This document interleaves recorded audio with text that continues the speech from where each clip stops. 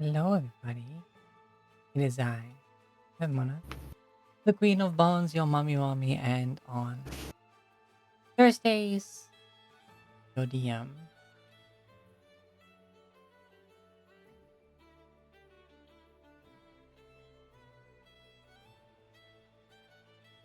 We're just waiting for Maxine today. We got the rest of the party.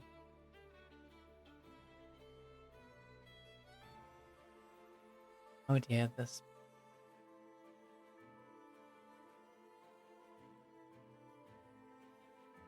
Where's this page? It's not letting me adjust the spacing.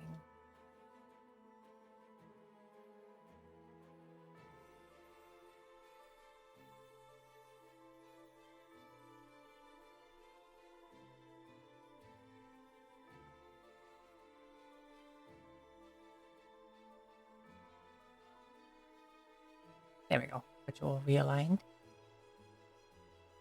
So how are we all doing anyway?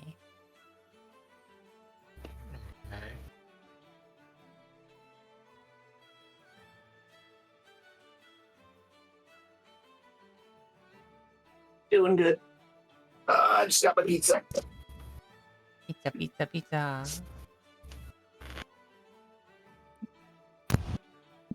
My mic was muted. Okay. Oh, hi. Hello. I'm also doing good, although I was doing less good earlier this week because I got sun poisoning. Oh no. Mm-hmm. The sun poisoned you? What are you, vampire? I mean, close enough, I guess. But yeah, no, I was really out of it for a couple days. Yeah.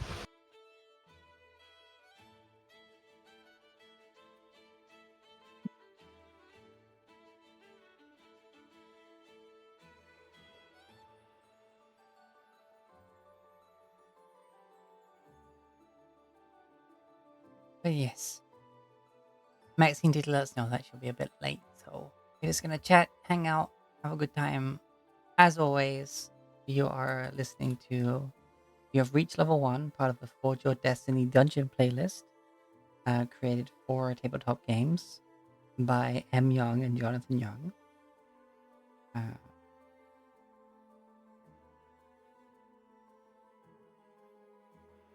What is the P with a circle? That's not a copyright. I mean, it's patented? I don't know. But hey, villainous music. It's the sound recording copyright symbol. It was initially used for phonograms, and it's just kind of continued. Okay.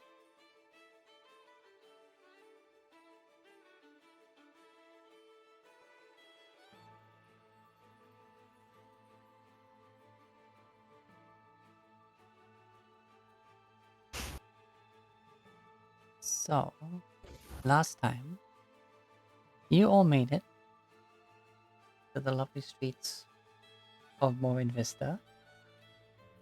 After a bit of a back and forth with the guards on the gate, between the party, them, and each other. You then met the extremely energetic sheriff of the town, known simply as Alvina Brutefist. The surprisingly lanky dwarf with a lot of energy and not much attention, but she's very polite. Insistently so. And even shook hoofs with Solda.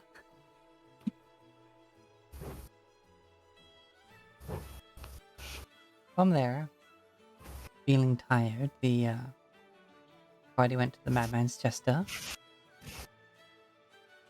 run by Orsik Tolavia. And some of you had food delivered to your rooms, and some others were falling asleep on the spot, so just wanted to get to their room and rest for the night. We rejoined the party the following morning with sunlight over the town. You can see more of it from your bedroom windows. At least those on, well, even those on the south side. You still see more of it, just not as much as those on the north side. I have finished all of the dynamic lighting on this, so what you see is what you see.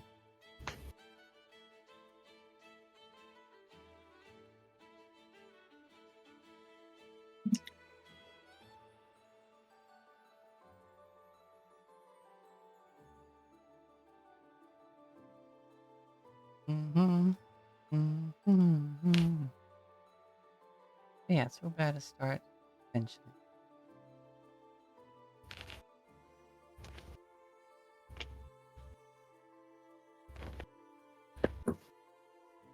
Well then, anything fun people might want to mention going on? I've got Comic-Con next week. That's Nice. fun.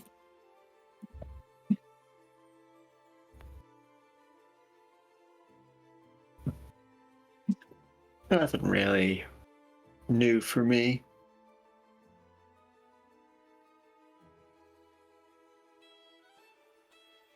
Fair enough. Nothing good for me either.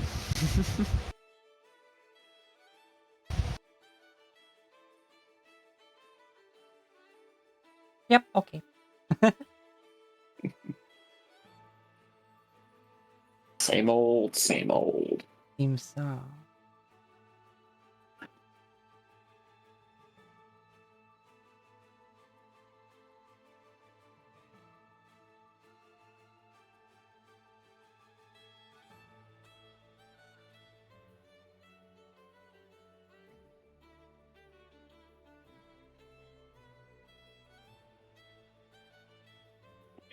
I have got to get back into Elite Dangerous.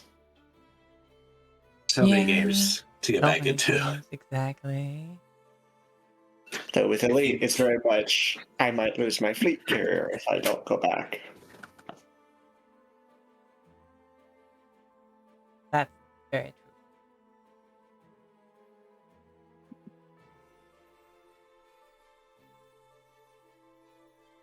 To be perfectly honest, there doesn't seem much of a benefit to having one.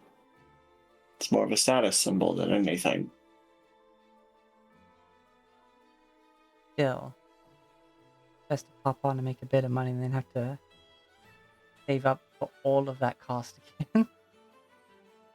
Mm-hmm. I'm hoping they do a kind of event like they did way back during the that made me like a few billion. It's like, okay, make that, shove that in the carrier. I'm good for like a year and a half.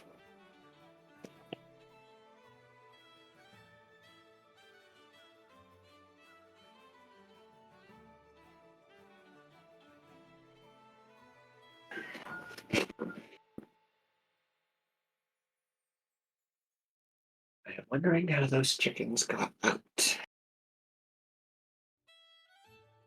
Icons.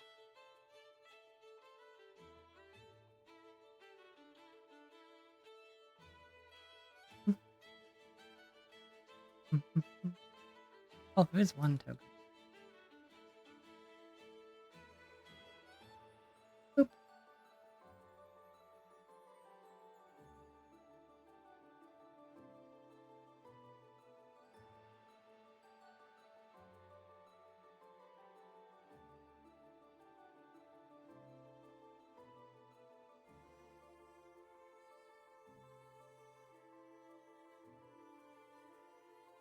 Mm-hmm.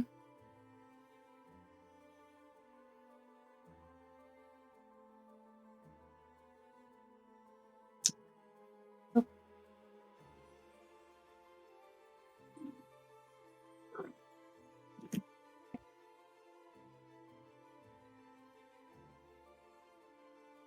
Your name.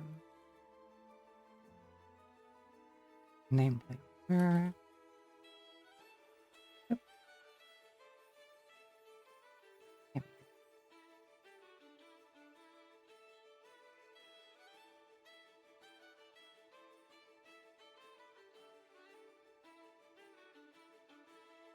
Double check. Should have daylight currently on it. Yep.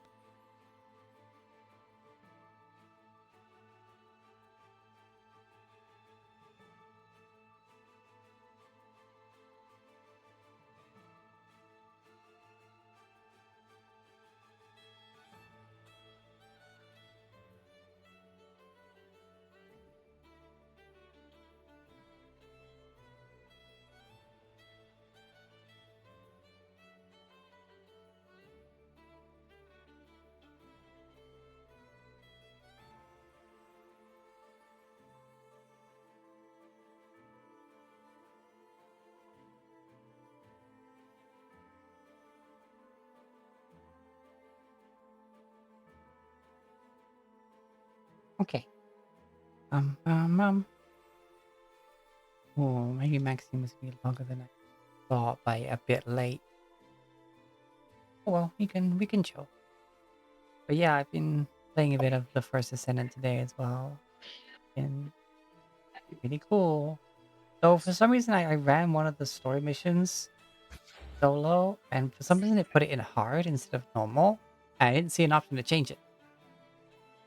Yeah, I've been seeing that myself. It's like hard one is like, I'm in normal, not hard. What the heck are you doing? Yeah. For what game was this? The first Ascendant. Ah, might be a bug. It is a newly released game. Because yeah, the freaking enemies I was fighting, most of them were fine, but then it's just the ones that the boss summons were like one-shotting my shields, and if I was any form of like stunned and not in motion, like at that point, like the boss's AoE thing like knocked me down, I'd just be dead instantly. Like what? I was fighting an enemy. I think you might have fought it yourself. It was like a shield guy, but he was projecting his shields through like all physical objects. Like, how is that fair? I think I fought a couple of the guys that have projectile shields, so I'm not sure which one. You're on It was like about. it was a like 2-stage boss fight for a submission. Oh, okay. Maybe I'm He had gonna those go like with little maybe. balls above him that Oh yeah, protected him. Was that a Maxine? it is a Maxi.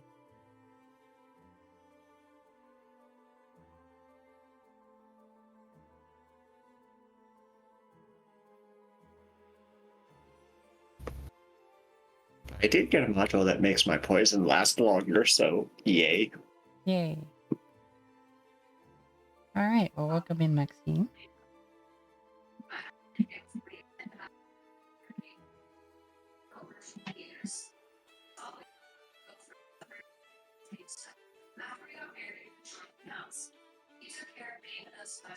He's muted. That's okay. We're just getting settled.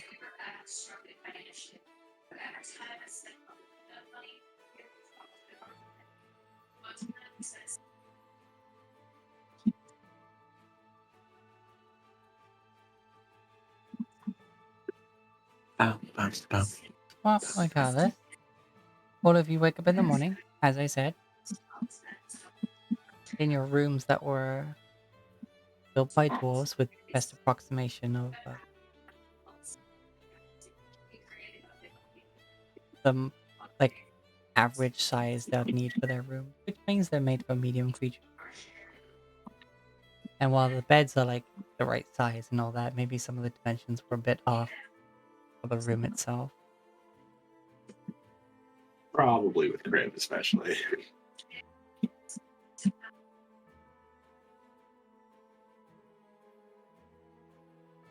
Because this town seems to be primarily dwarves and half-elves, and trying to get the average dimensions of a medium-sized creature, half-elves are not it. They're not quite as slender as their fully elven cousins, but there are certainly a lot of humans that are a lot stockier than a half-elf.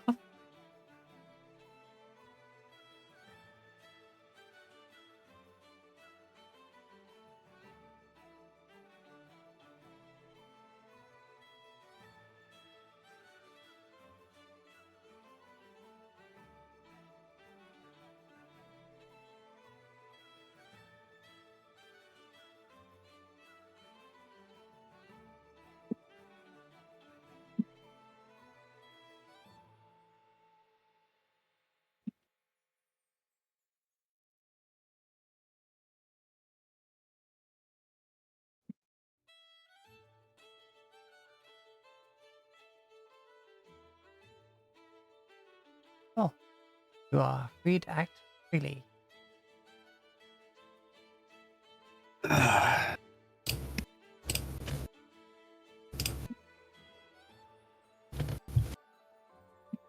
Fortunately, this map doesn't have a upstairs of the buildings. Yeah, hey, it's fine.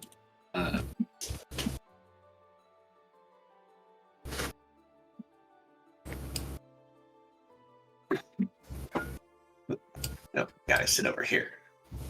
Must sit next to family. Oh, that was where I was put them near their windows of their upstairs room. But yeah. Yeah.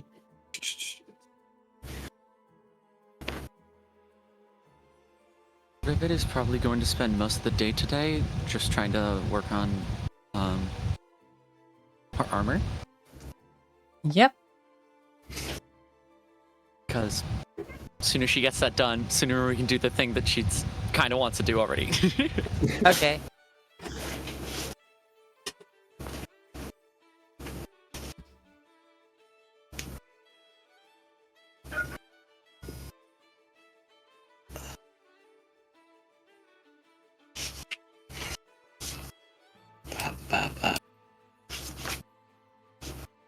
So you could be just doing that in the room?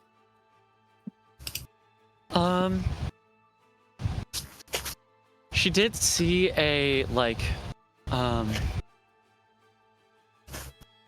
smithy on the way in, but does not have the emotional fortitude to go over and ask to use it, so...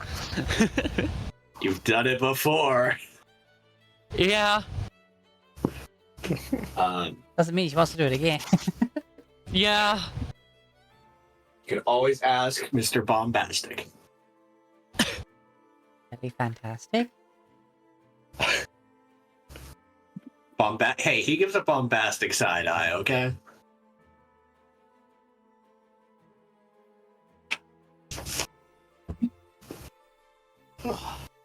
That freaking go off the U. Anyways.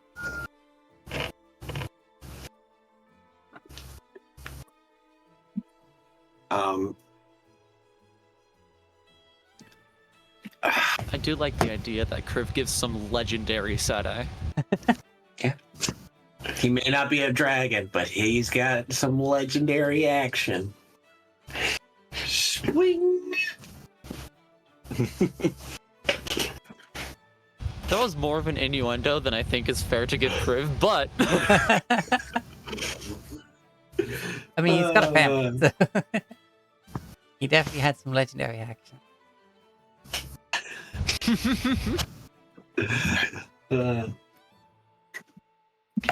If we're talking about legends, I think the real legend is Philip. I will forever just both shake my fist and tip my hat to Philip.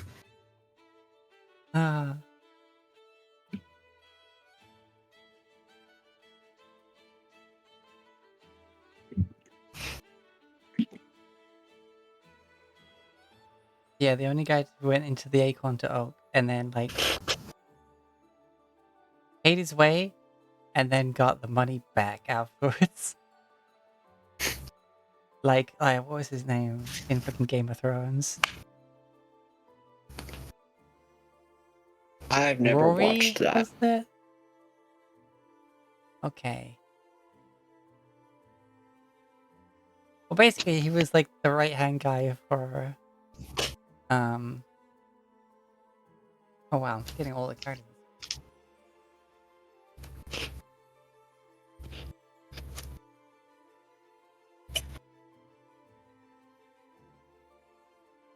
Yeah, he was like the right-hand guy of Tyrion Lannister.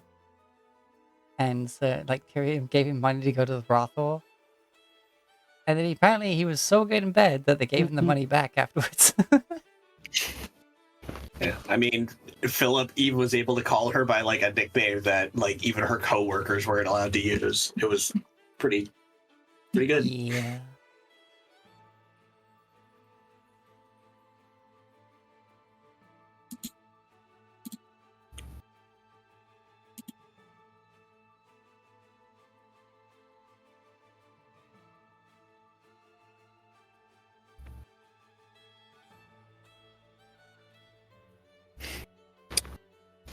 I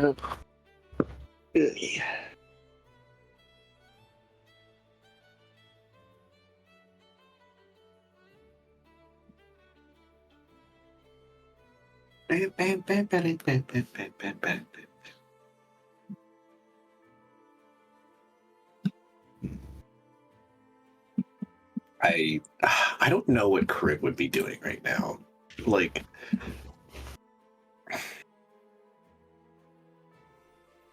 he doesn't have a clear goal at the moment. Like, they have the overarching goal of like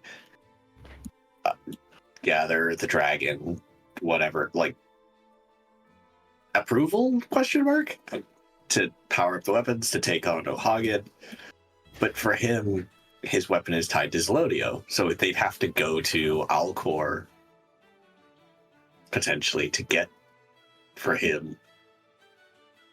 So that his is definitely going to be last. So they have to find the other dragon remains so that we can get everyone else powered up. And he's just like, I don't know where these are. I feel like I'm the bus driver right now, and Rivet's the GPS. You can always come in and ask her questions. And also, I think we did, in fact, probably find the corpse of the gravity dragon. Oh, Podrick, that was his name. Or if not their corpse, then something significant enough to do what we need to do for Kogi, to get Kogi's attention. Mm-hmm.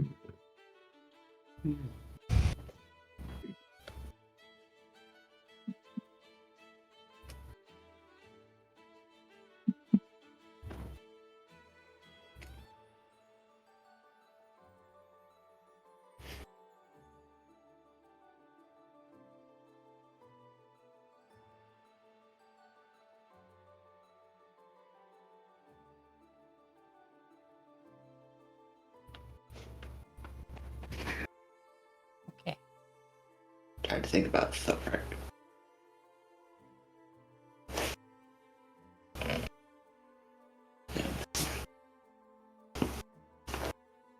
I mean, Urbeck, he might just spend the time waiting somewhere out of the way and just meditating with the rocks, the stone, the earth. Okay.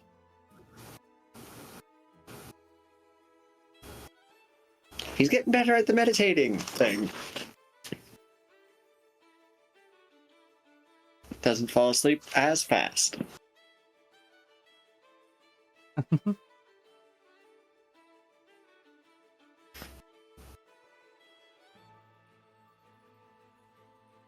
Okay. Well, there's plenty of spots around town for meditation, unless you're just doing it in the room.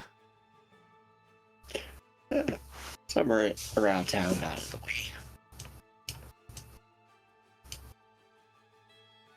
Okay. Let's see if I can find one.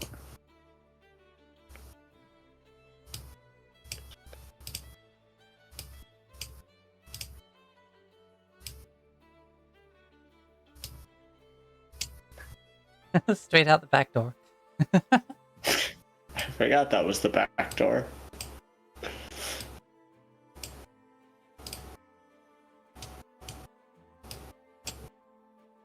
As you come down the stairs, you see there's like leftover meat that being like sliced up onto a mixed plate, such just set out for people to pick at as part of the breakfast. Because as you said, like the leftovers now be kind of like included, but like ordering a fresh breakfast is an extra. But you head straight out the door, and you're greeted by this extremely well-built town. Better appreciated under the light of day. The very well-organized streetlights.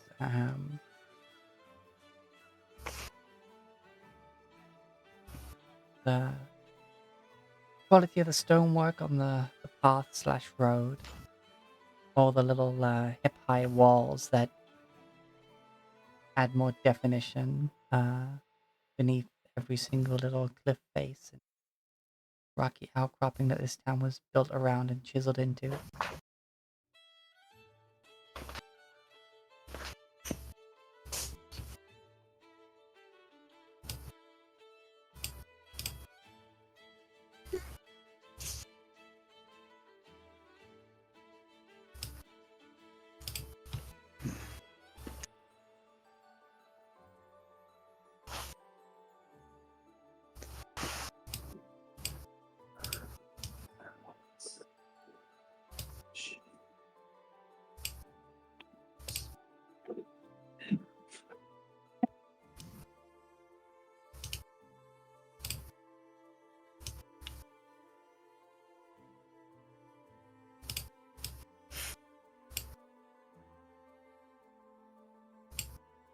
As you pass by here, up here, you see a man just throwing more hay into the feeder there.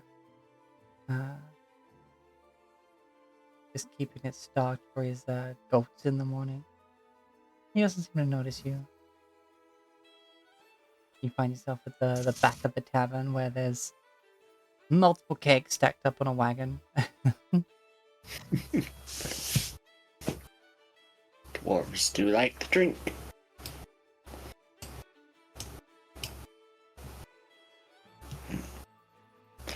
I imagine. I say kegs, they're pretty much the full size barrels that would be like brewed in. Yes, that is a pathway. So, do that. Pass underneath the mining railway where you see minecarts going by at a slow trundle.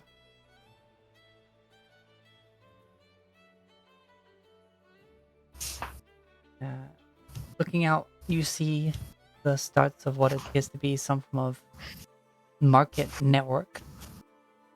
You're seeing stands directly ahead of you as well as on the catwalks above.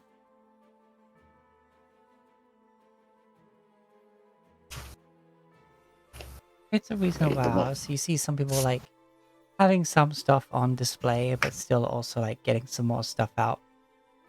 Like they're just setting up while also having stuff on display.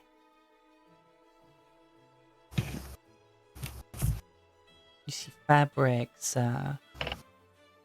various traveling supplies, you know, backpacks and bags of all sizes. Freshly made baked goods, tools, anything you would expect to find in a market.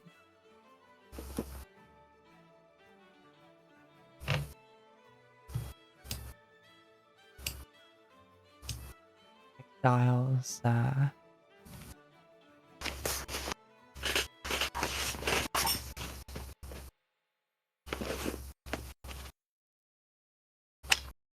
there's a lot jam-packed in here. Right, the Veg, most stuff. meats, like Most of limited space. yeah.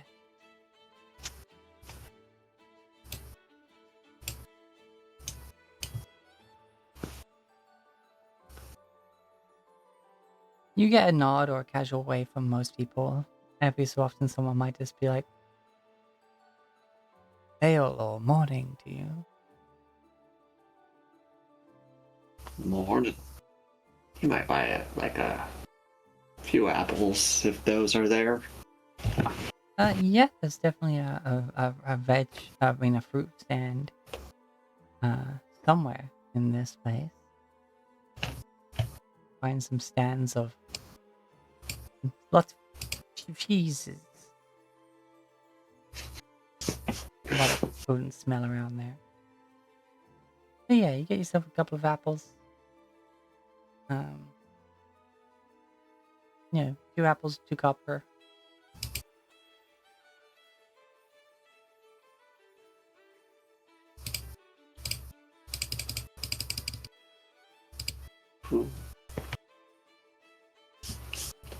And while this place is definitely where the trade occurs, you do see like a washing line where someone's got their clothes hung out, sort of just a few feet from one of the stands. Definitely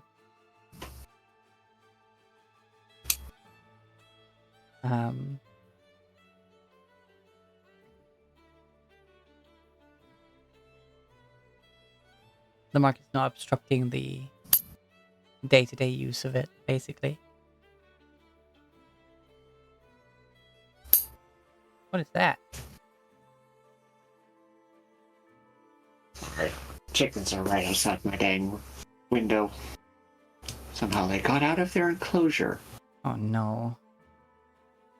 Well, to be fair, heavy rain, tarp, their outside run collapsed. So I mean, I am someone who was there for 2 weeks and know that they let the chickens run free when Brianna, our sister, is not there.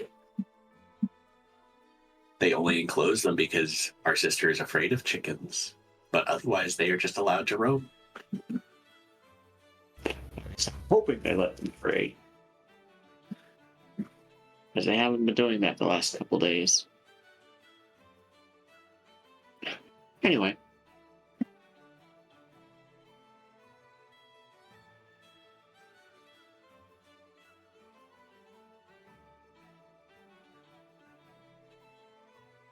Watching on some apples making his way around town.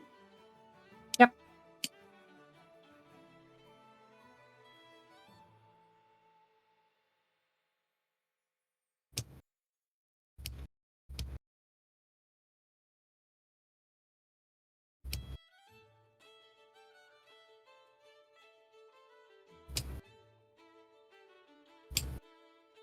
I'm gonna go with peaceful village ambience from the Vault of Ambience. No, that was okay. Yeah, no, that's fucking bird overload. What the fuck?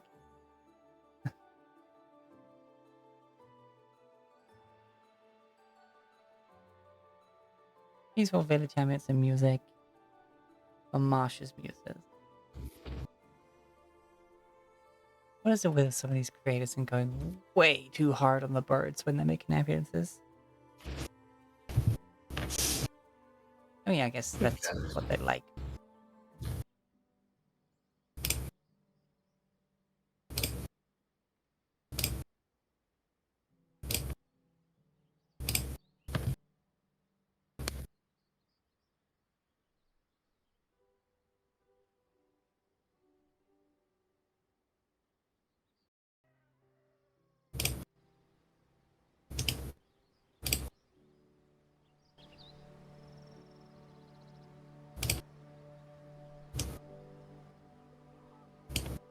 Nice birds, but they're like mixed into the background, not like right in your face.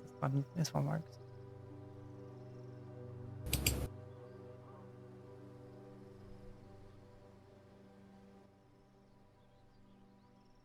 Alright, anyway, you go wandering.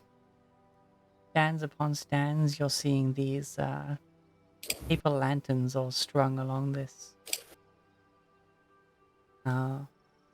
table above the lower level of the market. It provides light to the upper levels. As you proceed further, you can see seemingly keeping an eye on everything and or just merely enjoying her surroundings. You see a dwarf with spirals upon spirals of almost pinkish red hair. Some form of odd headpiece that seems to be like pushing her hair upwards.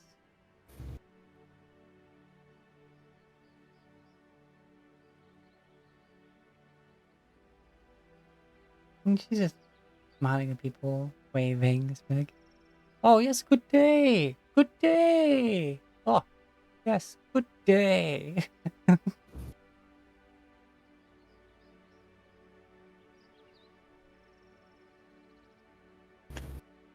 Cheer lass. Yes.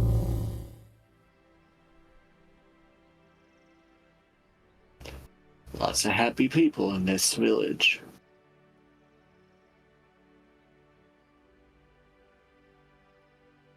Indeed.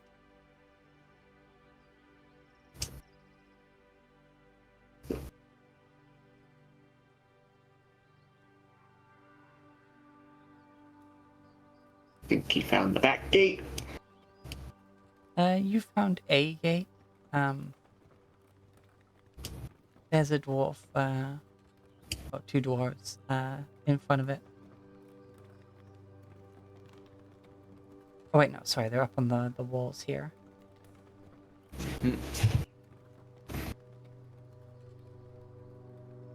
You also seem to have found a gap in my freaking dynamic lighting. Wait,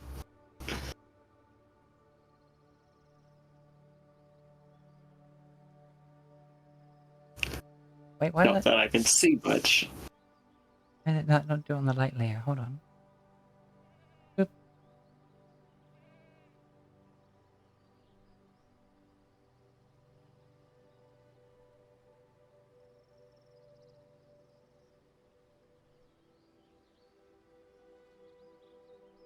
Why is it not?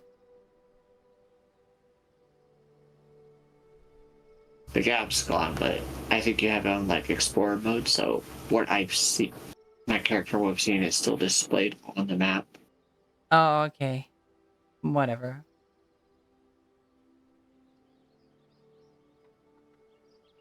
I mean, I think there's like you can re-hide that with explorable darkness.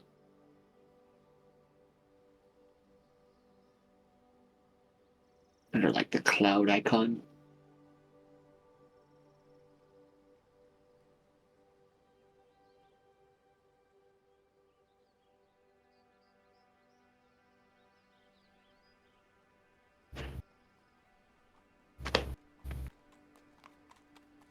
Does that get rid of it? Yep. Most of it. There's still slight line right going this way. Oh. All gone. Yeah, you should have seen like a brief darkness on your side of the gate that then disappear when your vision hit it. Yeah. Okay. Hold.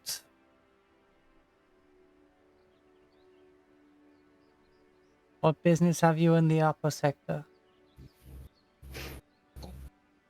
Just wandering around town. No destination in mind.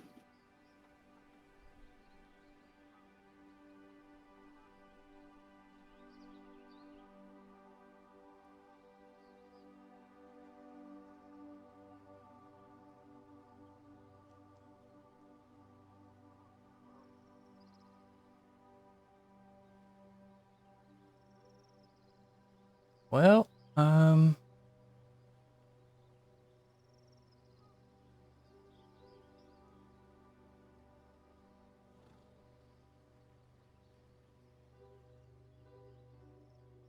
ain't much but a few houses up this way and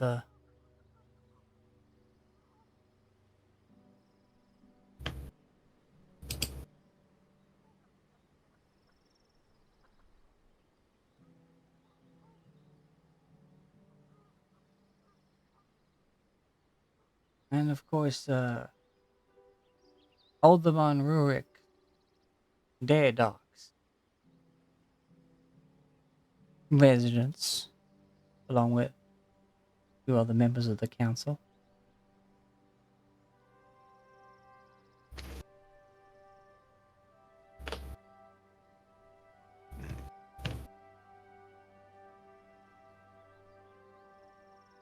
Restricted area. Got it. Well, we don't see you causing no trouble, and what we're saying is we don't mind letting you in. Just be mindful of people's privacy and disturbing folk.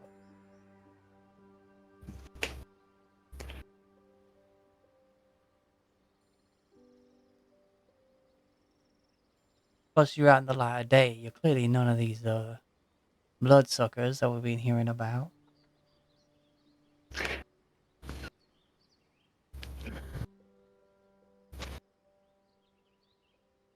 So Rick just thinks, well, we've created quite the panic with the vampire talk.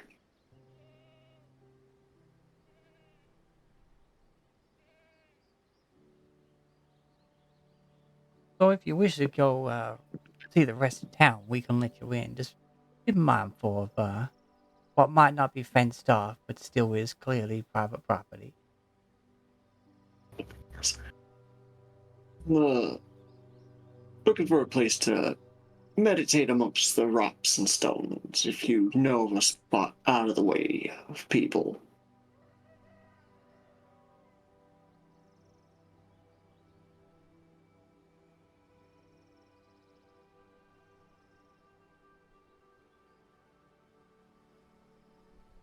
Out the way of folk.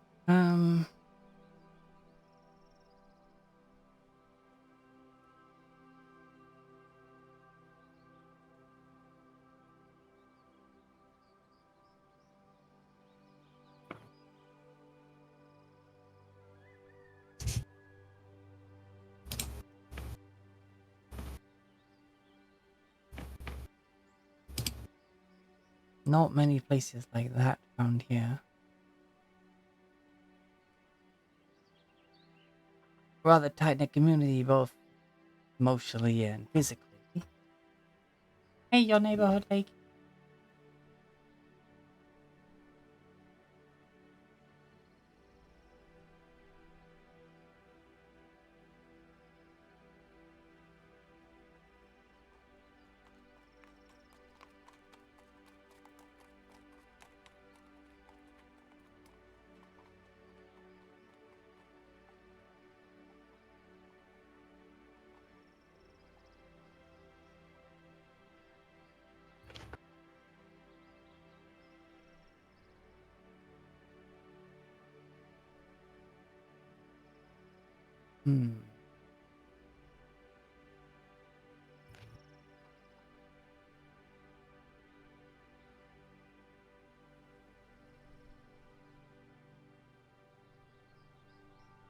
You know, maybe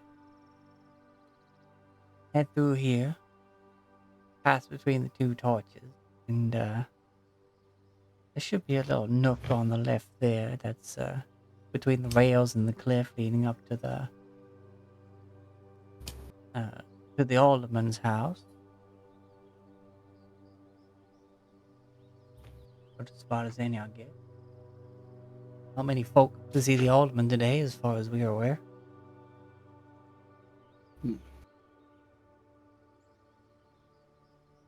Alright, give us a sec.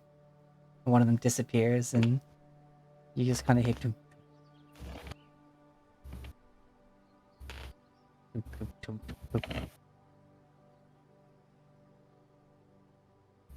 He just pulls one of the sides open. So Thank you for you. just through there on the left. You should be able to nest yourself in there.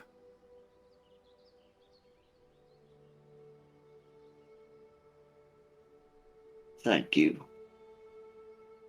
Now, just don't go causing no trouble here now. You're very welcome. He closes it. You see him like run off this way to these stairs and just up to his spot.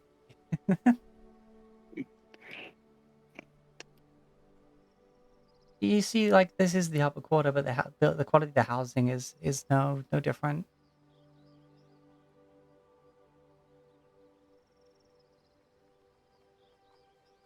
They got that extra wall, but you imagine that possibly it may have been more the fact that they built this part first and then expanded downward.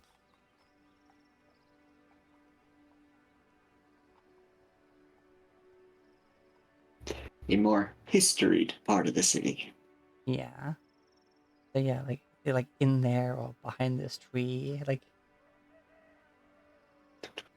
pass underneath more of the rails of the mines. Yeah. And you get yourself among the rocks there.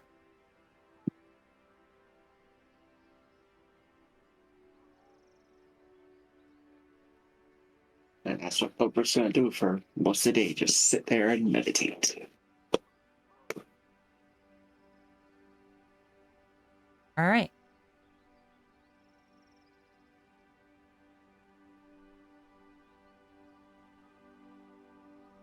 Unless you need my assistance, Mother, I'm going to go and see if this place has a library.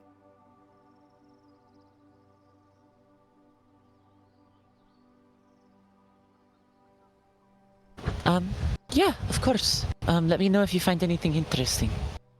I will. I don't know if you...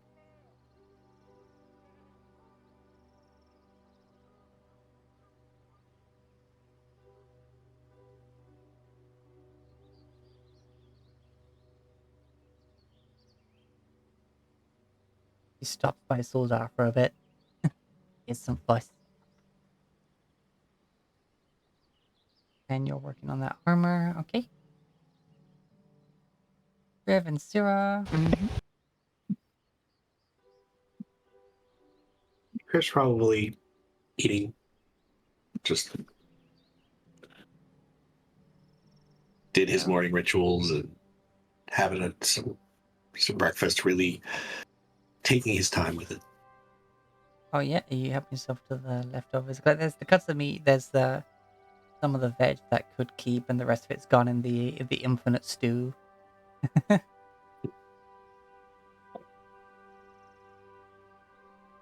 And Ozik's like, well, you're always welcome to, what needs using up, and the good old bowl of the stew is only 2 copper.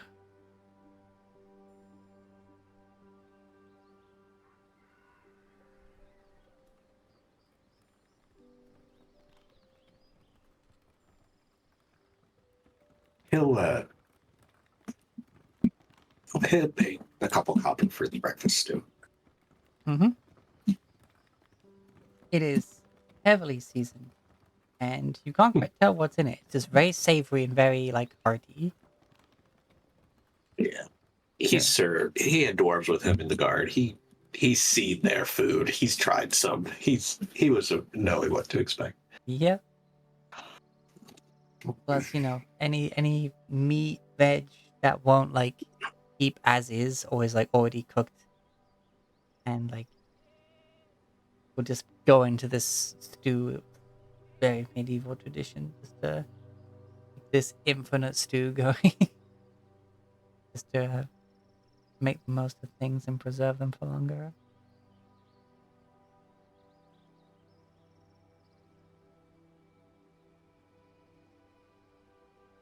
Clicks on her way to find a library, bumps into Ovina. She is now stuck there, talking to Ovina.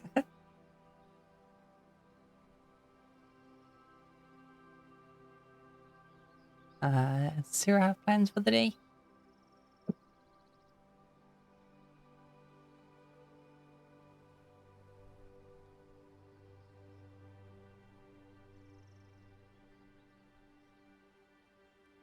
I will say no.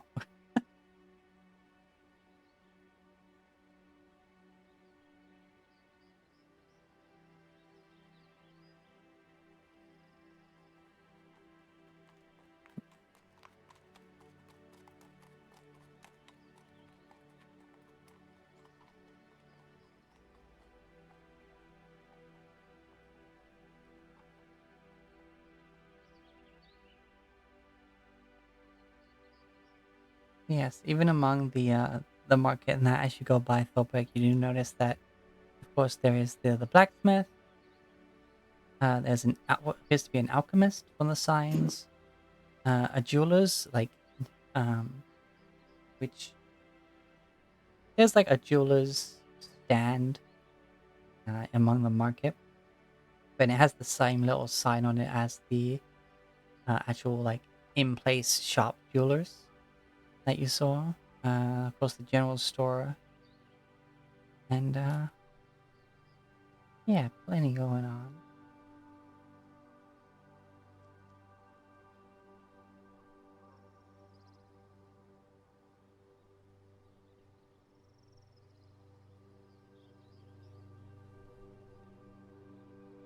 While there's no formal church, you notice there are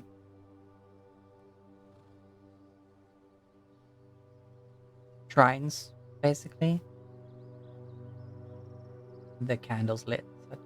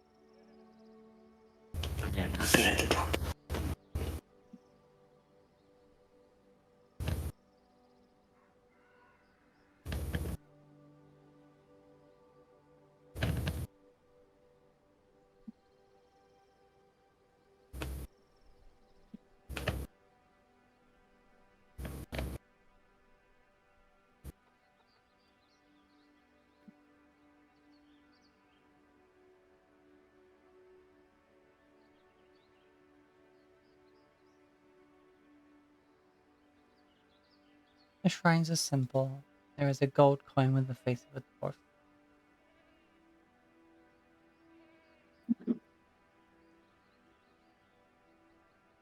Alright, Sarah, Maxine. Yeah. Yeah. Is Sarah just being sleepy today? Yeah. Conserving energy, I'll call it. Just kind of hanging out with your brother, doing not much. Yeah. Even though we have a time limit, we should take some leisure. Sarah's just being like, I'm going to take a self-care day. Yeah. And what do you mean by that? I'm going to do nothing.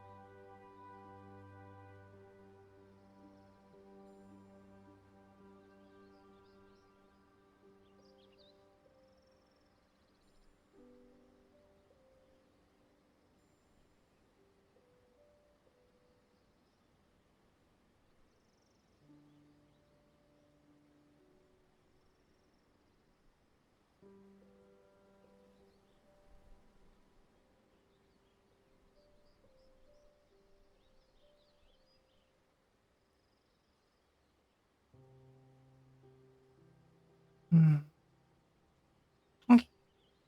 So the day goes by. You take your time with the breakfast crib. Much of a plan for the rest of the day? Again, he doesn't really have a direction. Yep, that's fair enough. He's always kind of been someone who followed orders. Like he had the initiative, but he's always had a clear, let's do this step to get to this step. And at the moment, he's just kind of like, I don't know where to go from here. And so until such a time that people was like, okay, let's use that amulet to get to somewhere else, he's like, okay, that's a direction. So until then, he's just kind of like, and waiting for my orders, Captain, kind of state. Okay.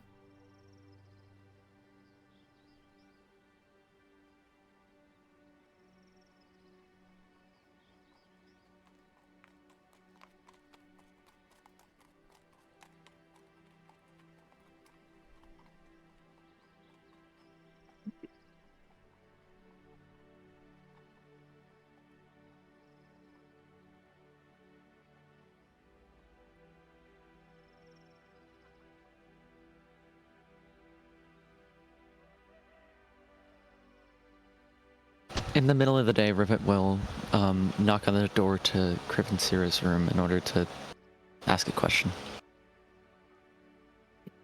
Crib will open the door. Hi. Sorry to interrupt. I just remembered something from yesterday. I was rather tired at the end of the day, but I do remember the guards at the front gate. They were rather interested in vampires in general, and I was I don't know. It seemed interesting to me, and I was wondering if maybe you'd be willing to go around, maybe find out whether it's a separate problem from the one we faced already, or if it's something we could look into. I mean, yeah, I could do that. Wow, don't know where that accent came from. Certainly, I can do that. It could be they're just on the edge of vampires in general, though. If they're not prolific, it seems weird that they're on that kind of edge for it. But yes, I can go ask some of the townsfolk as well as the guards. Cool. I would come with you, but I'm busy and it just came up. Yeah.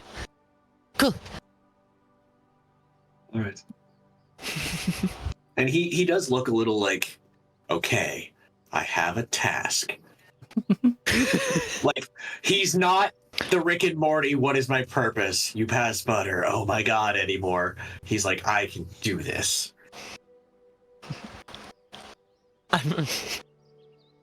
I've been hearing the hints that Anu has been dropping all sessions so far about there maybe being a vampire problems in this town, and I was like, I have to do something. Right. Yeah, We'll go out. Good, you're not one of the bloodsuckers. Okay, you can go meditate. I was like, bloodsuckers around. I'm gonna go meditate. He'll go over to Solda, sort of like rub his neck.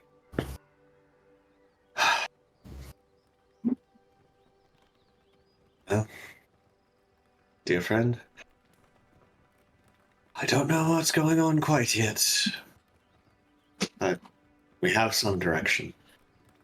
And he'll head back towards the front gate, because he feels that, especially since they're checking people who come in, there'll be some guards over there. Mm-hmm.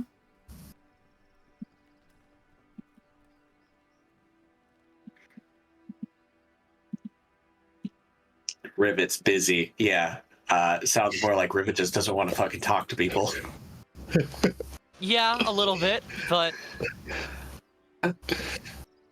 yeah, a little bit.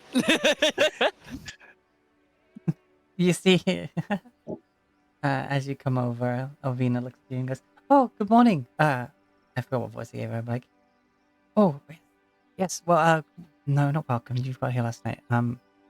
Yes. Good morning. Good morning. Hi. Yeah. Hi." And she goes to shake your hand. Rivet will shake her hand and give a dwarvish greeting, because he knows dwarvish. You know, dwarf. Oh, that's very fascinating. You know, you're talking to your friend here. You noticed the second was concentrated on you, Blake's fucking just teleported away. Stage magic, just gone.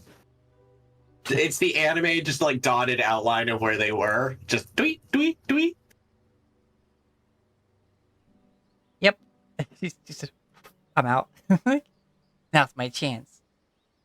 Yep. Yes. Most of my group is not very well handling with social interactions, so I tend to be the one who does a lot of the talking.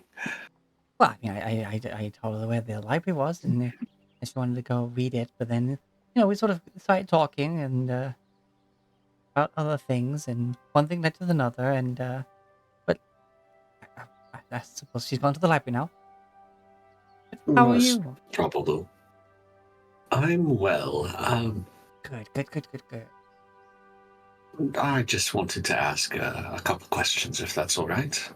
Of course. How can I help? What can I help you with my information and questions answering? Well, we took notice last night that the guards who let us in the gate seemed very interested in knowledge of vampires and such. Is there a reason for concern of vampires in the area? Or is there suspicion of vampires in the area? Oh, I mean, no, I don't think there's vampires here. I mean, some of the folk think that, some of the recent uh, deaths in the town have been a tad suspicious, but I would like to insight if she is just placating, saying like, "Oh yeah, I don't think there's vampires here. Don't scare the tourists." Mode kind of deal. go ahead. Oh look, a savage. 13. You think she's like not wanting to jump to conclusions. She's trying to like downplay it as being like, oh, there must be some other explanation. There can't be anything that horrible happening in this town. Like, you know. She's like, a little bit of denial, a little bit of being cautious. Got it. Well, deaths have you? That sounds plural. Have there been a lot in a short period of time? Oh well, it's 3 in as many weeks. Not normal for a town. Sorry, I don't mean to pry. I served in the town guard. It's where I learned Dwarvish, actually. A few of my fellow guard taught me. Oh, that's nice. Yes, they were a very welcoming group. They tended to have a lot of fun at my expense, as I could not quite drink as much as they could, and they kept inviting me out. Oh, well. We are ones to enjoy revelry. They're good folk, and I appreciate that they did their best to make me feel at home. Yes, but if you wanted more information, maybe you should head uptown and see if you can have a word with the alderman, Rurik Deardark. Yeah. I assume a sheriff such as yourself would be investigating deaths, would you not? Oh, I am. I just don't want to speak too much about it out in the earshot of everyone else, that's all. Of course. We could always go elsewhere, more private, if that is better for you.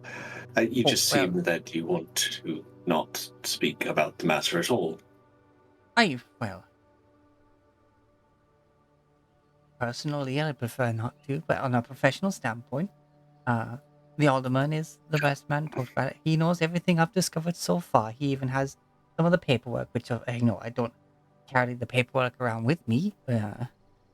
Of course, no. I'll speak to the alderman. I wonder if I still have that frickin' Inquisition badge. I don't think so. I think I gave that back to them.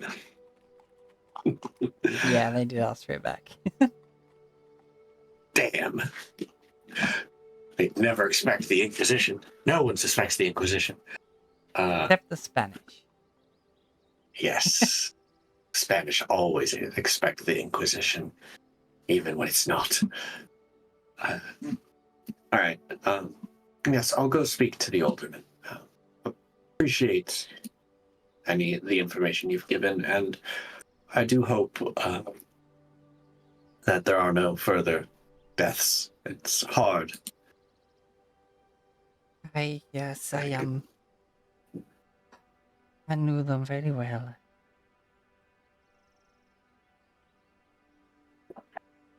There's never any bad blood between any of them that I knew of. But the alderman also has the keys to their home after, they had no one to leave the home to, so it fell back to the city. And if he wants you to investigate, then go about to give you keys to their homes. And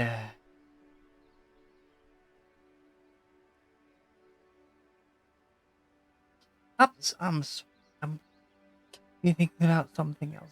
No, that's okay. And she's like getting welled up and teary. He'll give her a pat. That's all right. I'll leave you to that, and I'll go speak to the alderman. Yeah, you do that. Why, it's just the thought of anyone else dying in the storm. I can't handle it. I am already connecting dots here. I have murder board up in my brain. They obviously all knew each other because they all knew the sheriff, apparently quite well. They all were single and didn't have any family to take over their homes once they died. There's some connections being made here. As you head towards the center of town, you see this large outside feasting area with yes. With what appears to be an entire I'm gonna say goat on a spit over a fire.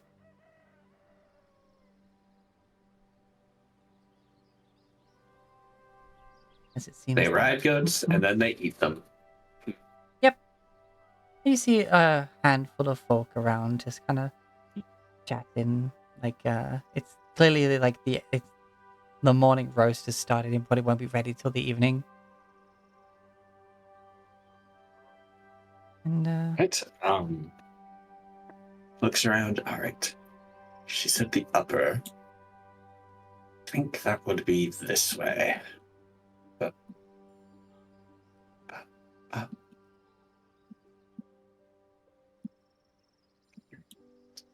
Unless this just leads to someone's house. Yes, this looks to just be the balcony on this building. I mean, the walkway does go around. It's just a bit narrow. But yeah, you can go up that way. He'll find his way. He's very large for this town. Heading through these streets and the fine fusion between fine stonework and woodwork. Very humble little town. People's, laundries on the lines over the streets and lanterns light the way, keeping it well lit around here. We'll ask after the alderman, to a point, like, hey, dude, where can I find the alderman? Get, some pointed directions. Oh, yeah, you want to head back that way until you get the first point. When you get to the market, you turn left and you head all the way up towards the inner gate, and you'll be fine to just keep going straight ahead from there. Thank you. Ba. Ba. Ba. Ba. Ba. Ba. Ba.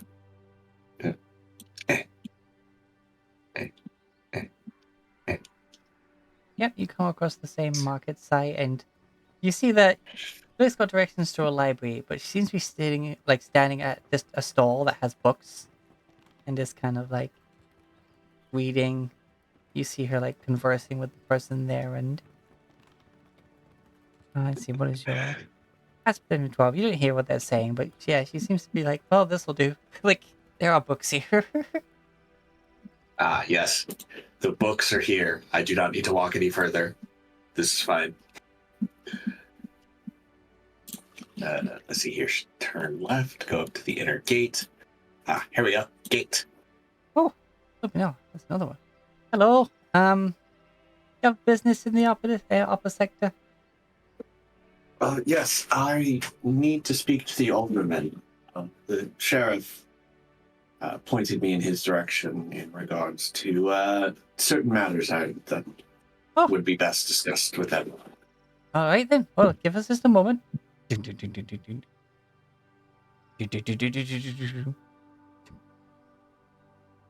Yep, just head straight up that path there and give the door a knock.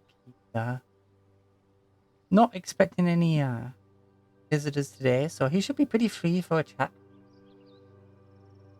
Understood. Thank you. No, don't mind his house call. He's there for protection. He's a bit short with his words. House Carl freaking what? You played Skyrim on me? I've been playing survival mode recently. Holy crap, it's hard. Oh, geez. Oh, I can imagine doing that with the freaking mods I have running right now. Yeah, it has your carrying capacity from the start. So instead of 300, you have 150. And then, hey, you got to eat, sleep, and manage your cold. I started as an Argonian. And let me tell you, it means I'm 25% more susceptible to cold. So I freeze my ass off all the time. Oh, dear. And you head straight up this way through this little tunnel under the mine rail. And you go up and up towards this large town. And actually, I must correct myself. On the nature roll, you heard the cry of hippogriffs, not griffins.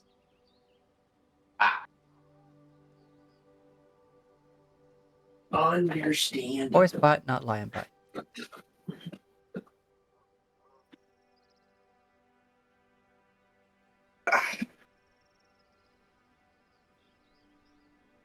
Yeah, you should better make your way up.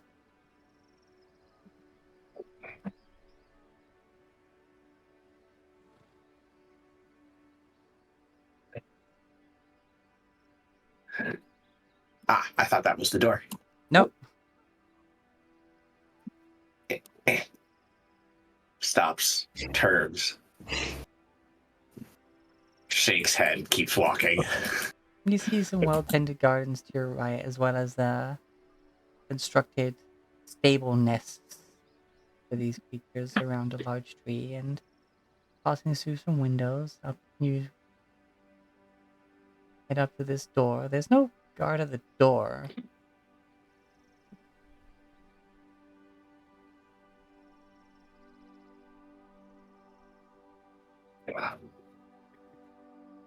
He'll step up and give a knock, as he was told to do. Knock.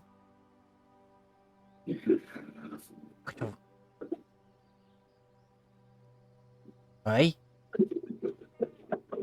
Business? I wish to speak with the alderman. The sheriff pointed me in his direction. Right. What about? About the deaths that have occurred over the last few weeks and potentially assisting in the investigation. Right. Follow me.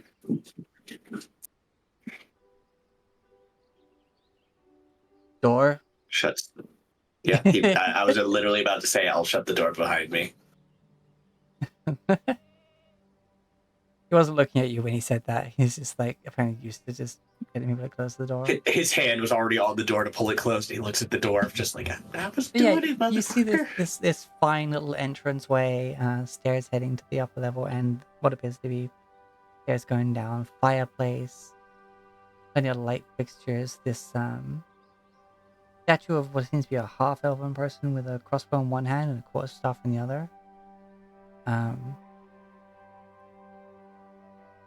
And he leads you down this awkward hallway that, despite this grid fitting, this hallway is on one of the lines of the grid.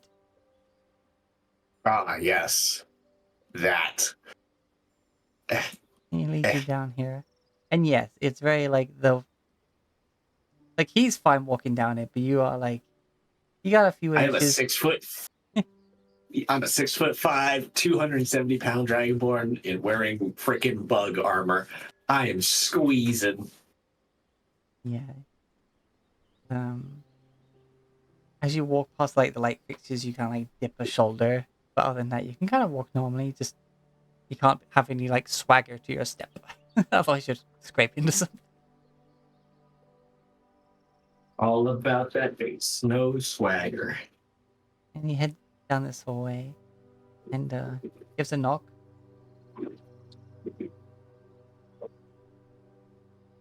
Who is that? Oh, it's me. Visitor. No, bring him in then. Right.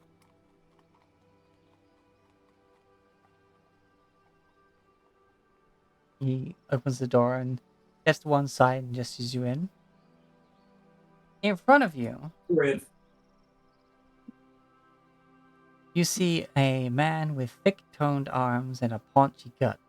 He's wearing a perfectly clean shirt and a pair of pants. He's sporting a red mohawk and bushy mustache. This man's hair draws a lot of attention. His eyes are green. Oh God, Scotsman.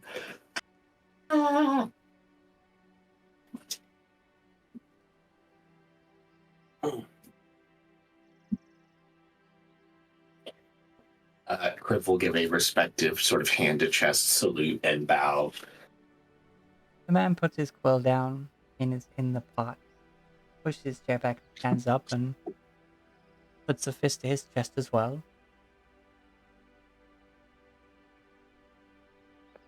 Oh, Matteo there. I am the alderman, Rulik Deardark. I see to the running of this town. I make sure nothing goes a riot here, and when it does, I want to be in the know and, do my best to keep the peace and see any situations resolved as quick as possible. Of course. I am Criv Noritius, servant of Pel, a guard member of Alcor. Well, I've not been at my post for some time. Off traveling and broadening my skill sets, as it were. Well, if Hound's guard falls apart for the absence of one man, it wasn't a very well structured guard. Welcome. No.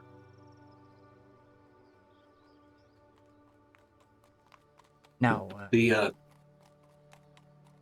go on. The sheriff sort of pointed me in your direction in regards to gathering information as well as access in order to assist in the investigations of the mysterious deaths that have occurred over the last few weeks. Yes,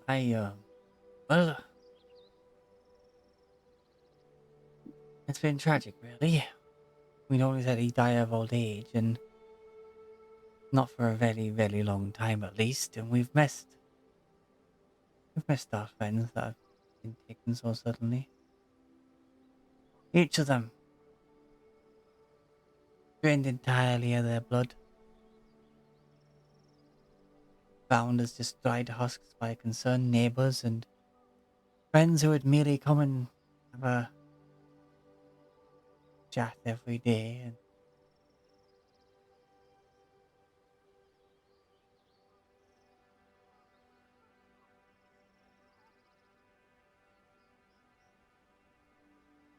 this is what we got so. And he takes a few papers on the desk, and he'll come around. He doesn't like stay behind his desk because he's an important dude. He just comes around and hands you the papers. Not much to go on. Criv will take it and sort of flip through papers, see what he sees. Each of them, for a couple of them there was a bit of blood, but not enough for a whole person to have been drained or bled out. The scenes have been far too clean. Nasty thoughts. One of them, must have got taken completely by surprise. There wasn't a speck of wrongdoing nor crimson around her.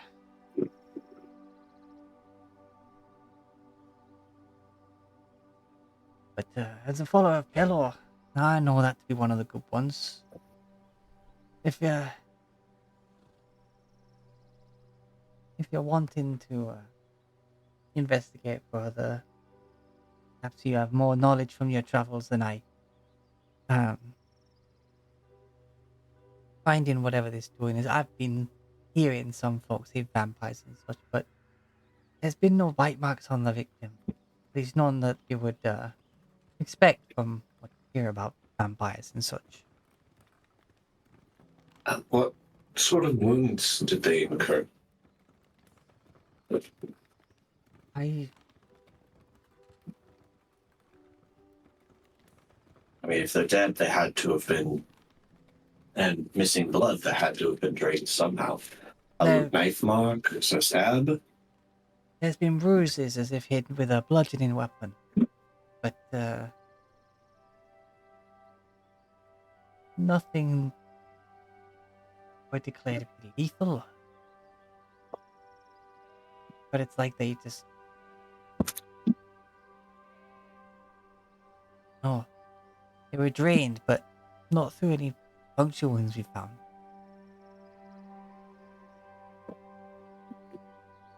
Seems to be happening once a week, and I've been keeping track of it. It's the night after next. We'll be keeping a watch out.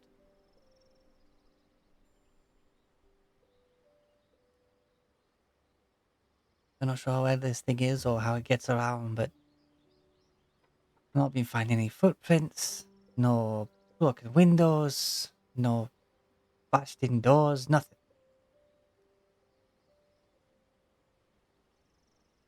It's like they let their attacker in. Aye. That shivers me to the bone. There's no one in this town that would have any sort of bad blood for people. The only visitors we've had recently have been your lot, and well, you got here after this started happening. I'm stumped. Can't think of anyone to have a motive. Can't think of anyone that would have the will to do that to one of their friends, but maybe I'm blinded by the friendships I've built up here. The people I know. You don't know none of them, so maybe you'll be able to see with an unblinded eye or something. I'll do my best to put your worries at ease. Well, hopefully you find some hint of whatever's doing this and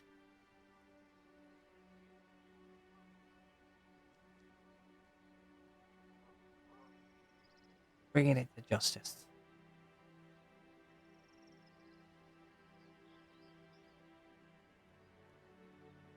He goes around his desk and he opens up the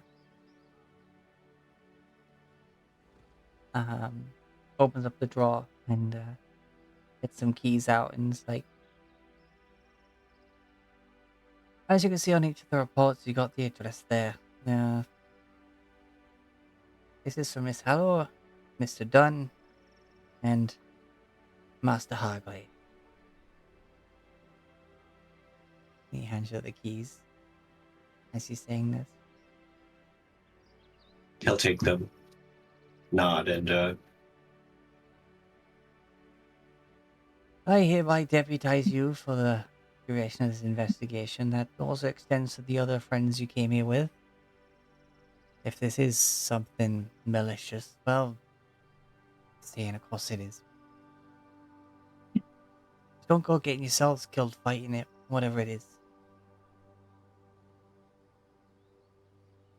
And he kind of huffs and he picks up a pipe from the desk and pops up in a little bag and stuffs it with some fresh smoke, lights it up and starts puffing. Even like your passive insight, you see the whole situation's got him a bit stressed and annoyed at his own inability to really find much to go on.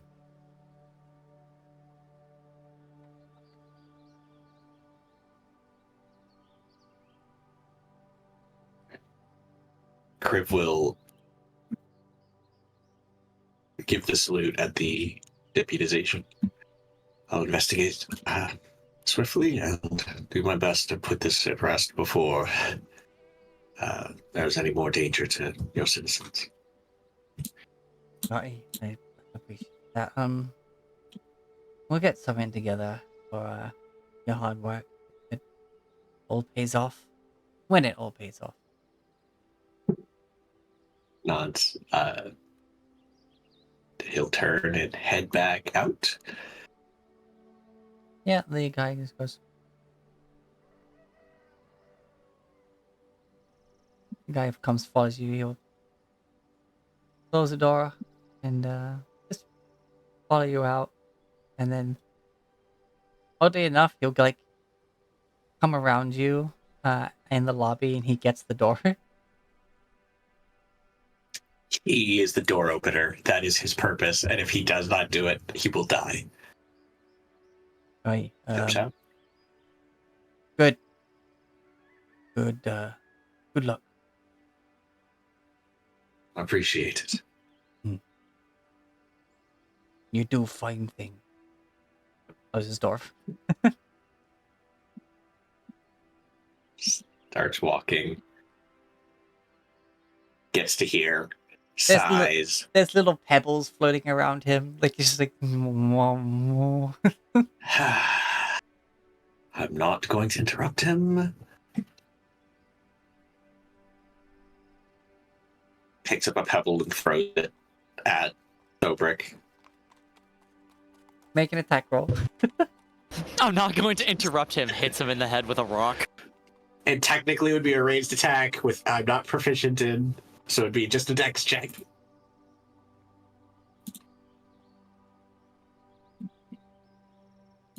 Roll dexterity. No, don't show me the score. Alright, hold on. I'm just going to do this manually. 20. Might need to refresh the character sheet if the beyond 20s acting up. 5. Like way past him. Yep. He'll come when he's ready.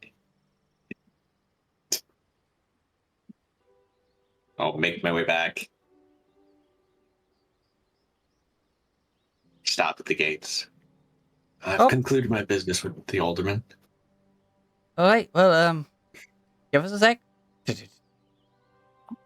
Just patiently waits. Alright, there we go. And, come back again.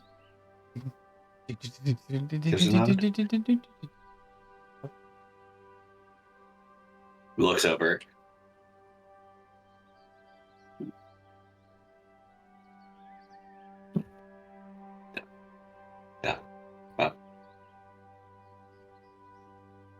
Are you buying anything? Or are you just reading them? Oh, I am discussing these books with this fine gentleman here. I've read most of these before, but some are interesting. Kriv is very concerned about where the heck Blix got those kind of books. Because as far as he knows, they didn't have a whole lot of books they were traveling with. Especially after Blix became sentient, it's like, where the heck did Blix find time to read books? That's what happens when you don't keep your eye on Blix 100% of the time. Concern meme. Well, I have some things that I recently obtained that you have not read before. And I think we should head back to the inn and gather gather Rivet and Zero and read them together. Did you nearly call my mother my sister?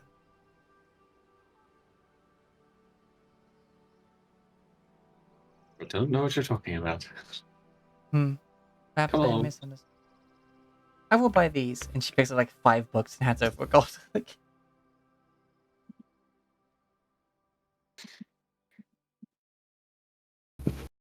Let's see. The best way I know is back the way I came. Dobrik would head back to the inn around noon. Blix just turns left and goes the complete different way. Well, They probably know where they're going. They're smarter than me.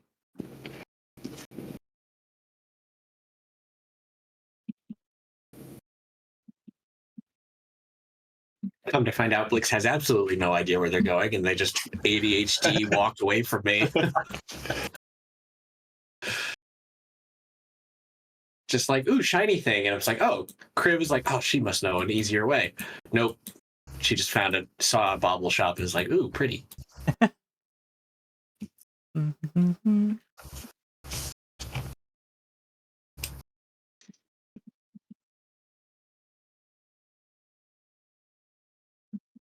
Yeah, Thorbrick would head back around noon, whenever that is.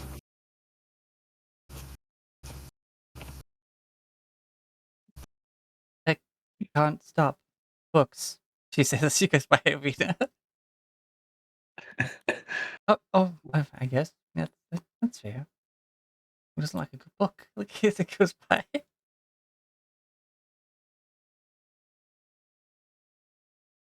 Ah.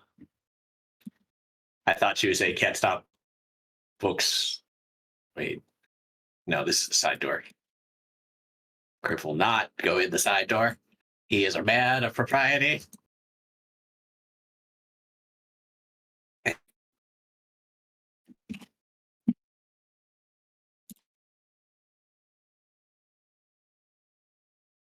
Head upstairs.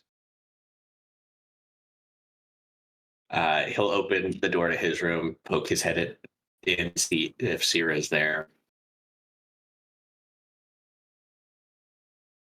Blake just opens the door to the Rivet's room. Just walks in. Rivers are quiet books that I've not read, apparently. I said things, not books. Sorry, things. If we have some things to look into, if you would like to come. If not, you don't need to.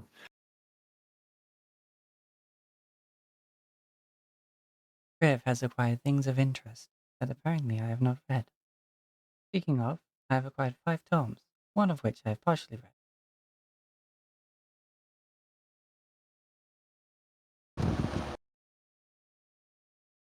Yeah, okay. She she stands there for a second, just. Yep. He just goes and puts the books down and just.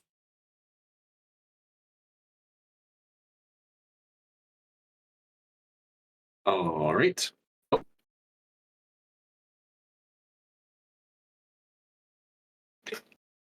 I believe Chris So wants us to look at these things soon. Yeah, giving Sierra the message of we're going to go to Rivet's room if she wants to come. Griff will step out, close the door, and go over to Rivet's room. Oh, apparently, Mother, we have just found out that Riv is coming to this room. Oh.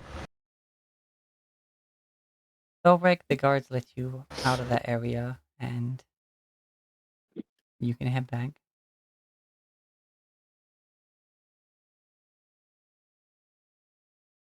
So I think Thorbrick at that point is another hour or so before coming back to the tavern.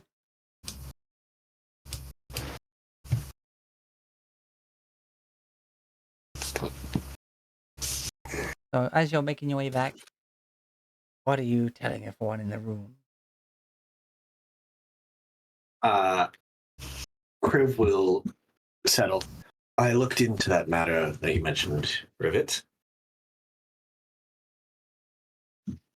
There's nothing official stated in regards to vampires. Though people are basically, the gossip is that there are vampires, as 3 individuals have turned up dead. 1 each week in the last 3 weeks. If the schedule keeps up, there will be a 4th the day after tomorrow. Okay. Are there any commonalities between the victims? Pulls out the paperwork that the alderman gave him, holds them out to Rivet and Blix. these are the things, by the way, Blix, that I acquired that you have not read yet, as they are criminal reports. They were all dead. Such is true. Wow, really? Of blood loss. Just dead stare. But there was no puncture wounds on the body, no obvious way for the blood to have left the bodies. There was some bruising, as indicative of blunt force. Best I can tell, I gathered from the sheriff, I believe they all knew each other, as the sheriff spoke that they knew each of them individually, as well as none of them had any family of note, as best I can tell. When they died, their houses remained empty, and no one claimed them, and they were defaulted back to the city, indicating that no family members came forward to claim the property. I see.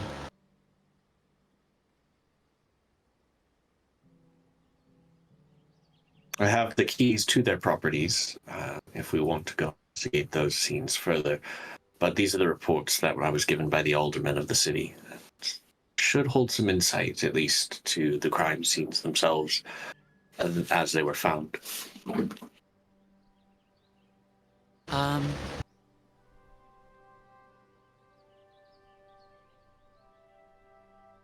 Do we have access to, and this is going to be very grim, do we have access to the morgue to investigate the bodies? I have been deputized by the aldermen, so I imagine I could get us access to the bodies if they have not been interred or otherwise disposed of. I don't believe dwarves practice any sort of cremation.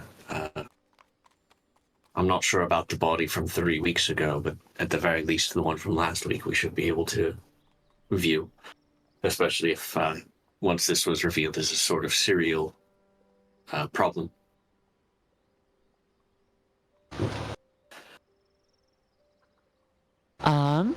Okay. Yeah, probably is good enough for me. I think giving the places a look over, as well as the victims' bodies, to be able to hopefully identify a cause of death, beyond blood loss from nowhere, is a good idea. Also, the victims, the scenes of the crimes would be good. Yes. I'm going to look over at Blix. How much of the paperwork has she already read? Oh, she's already read it. The answer is all of it. Yep. Good. Just while me and Rivet were talking, she just went Barry Allen sped read through and is now reading her own book. Anything enlightening within the reports, Blix? All of them lived alone. Just one? Just the most. All of them, not one. My apologies.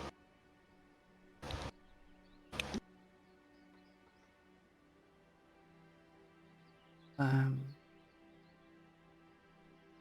have no frame of reference as to each of their standing in the town, except for what is written here.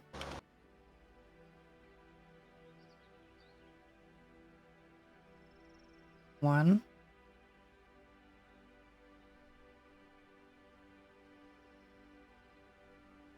was seemingly a butcher.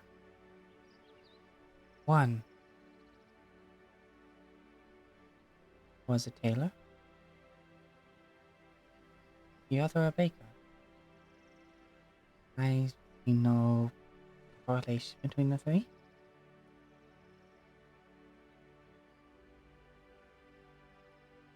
Besides their single or widowed status,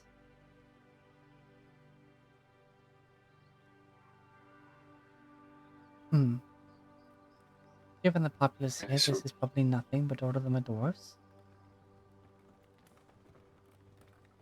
It's a large percentage of the population here. So I understand.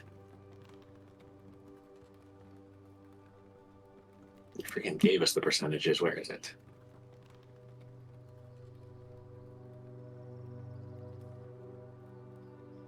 I think it was like 65% dwarf.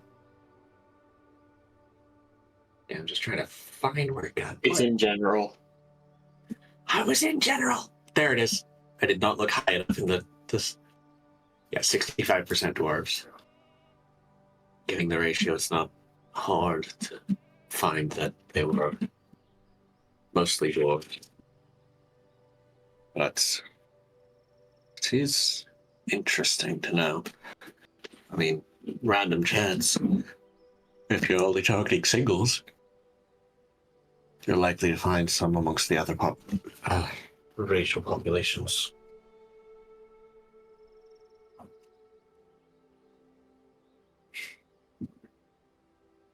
Speaking of, the book I read here about the local history, it is quite interesting.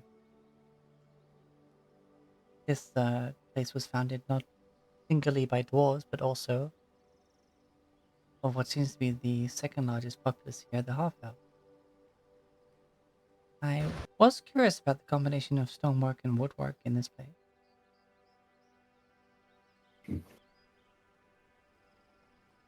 A mixing of the races, as I understand it. Yes.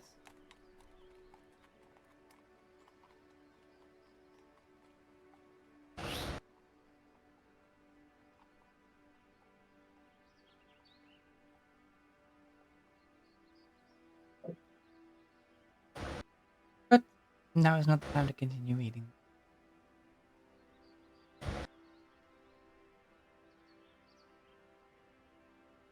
What shall we do? Do we want to visit the crime scenes first, or potentially the morgue?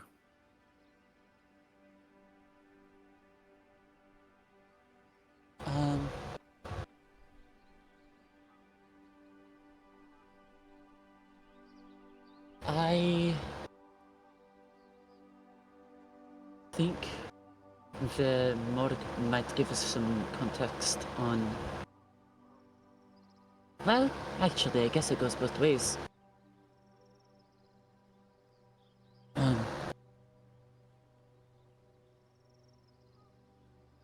I suppose I do not have a preference then.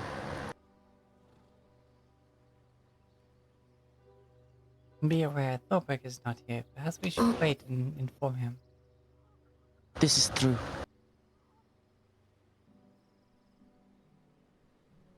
Where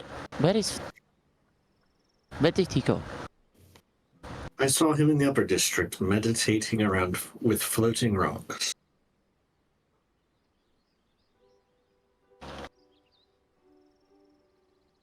Why? And yes, Why? those were the words that I just said. Somehow I am not surprised. Alright. Shall we wait for him or retrieve him ourselves?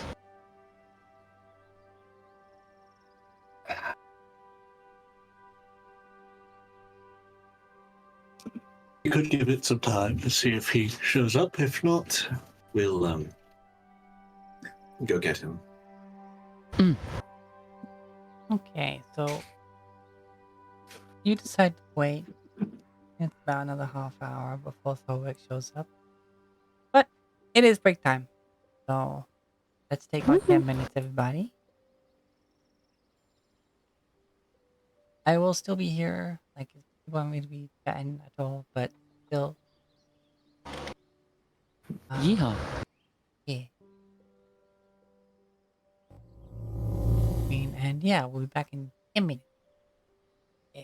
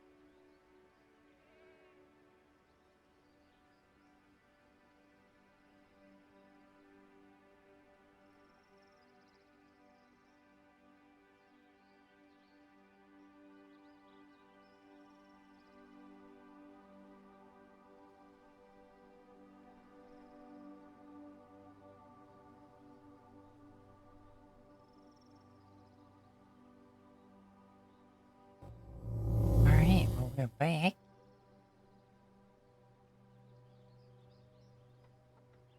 I think everyone else is back as well.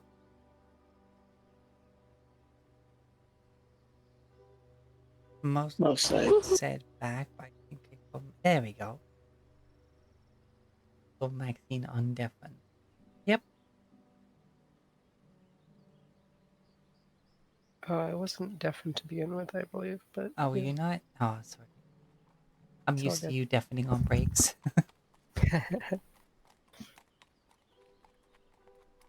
So yeah, eventually, he's a Thorberg. He cannot fit in this room. There are too many people in the room.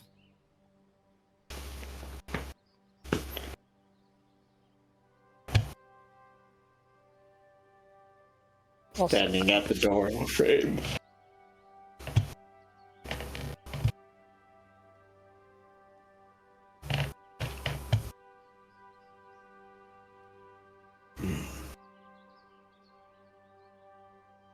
Rivet is a little smug at the fact that other people are experiencing what it's like to live in a world not sized for them.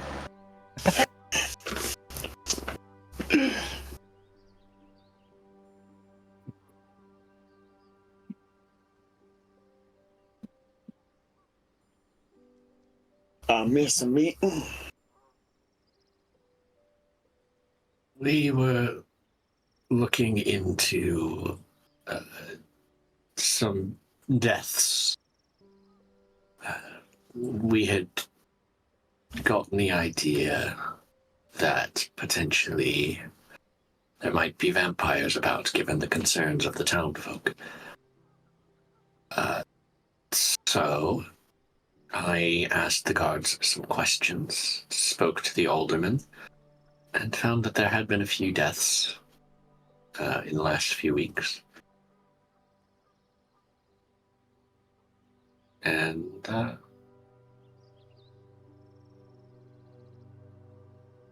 well, we're on our way to the morgue to check things out.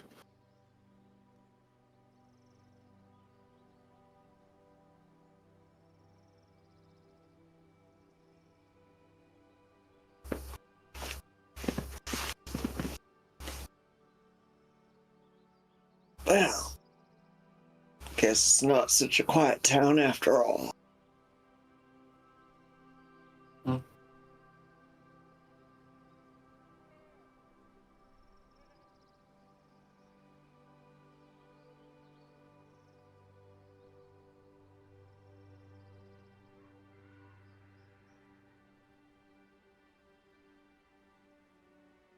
Apparently not. Though nothing we can't handle, I assume. She then knocks on the table.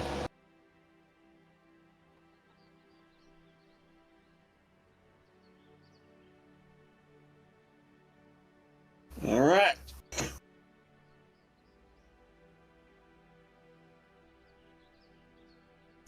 Off we go to solve a mystery. Okay, gang.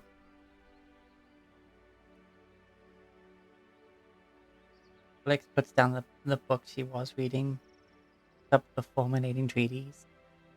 Ready.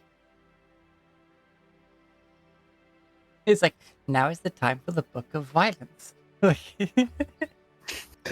Ah.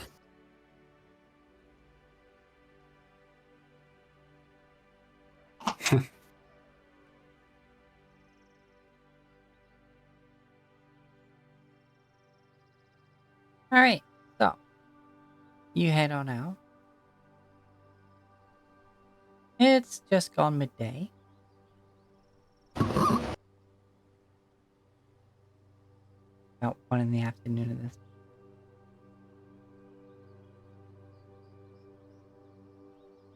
All right, we'll head off, I guess, to the morgue. Yeah, Probably find the sheriff so that we can find the morgue.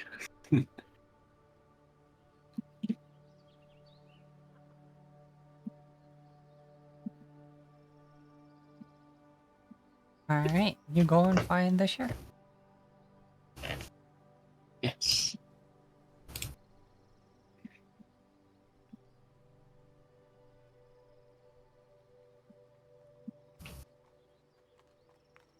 Ah, right where we left her. It's almost like that's her freaking post.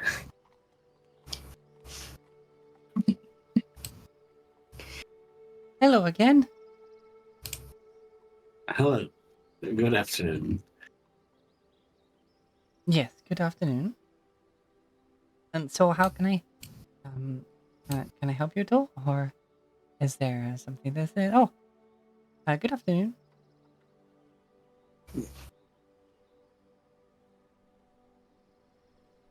Afternoon. Although even if she's greeted you today, she still comes over, shakes your hand, shakes your hand.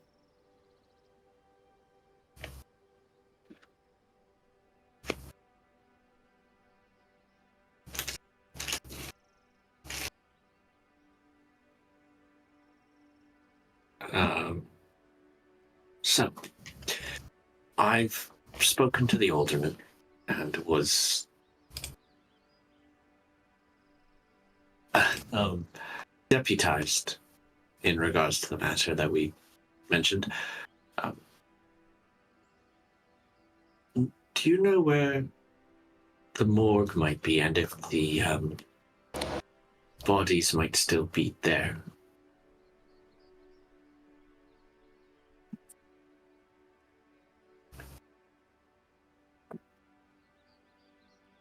I do know where the morgue is. I can give you directions there. As for if the bodies are still there and they haven't been prepared for internship, then well, I don't know. I think about it. It's been oh, you got yourself stuck? No. This may or may not be the second time on this map. Wonderful, man. Rivet is the smallest one of us. How the heck is she the one getting stuck in the dwarf city?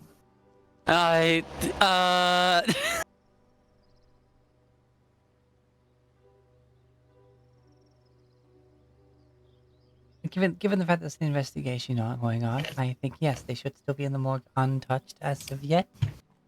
Maybe a bit of a touch here and there, to keep them, fresh.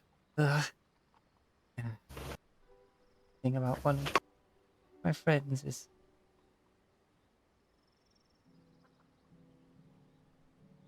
either way,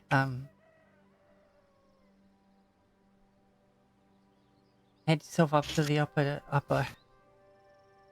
upper section and let the guards know that's where you're heading, and you can walk or you can take a cart there. When most of the upper mine was good portion was cleared out, the first chambers you come to get repurposed. I do hope you find whatever's doing this soon.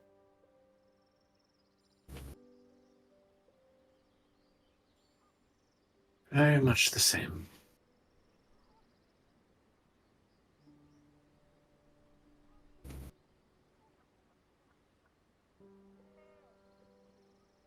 Well, good luck. And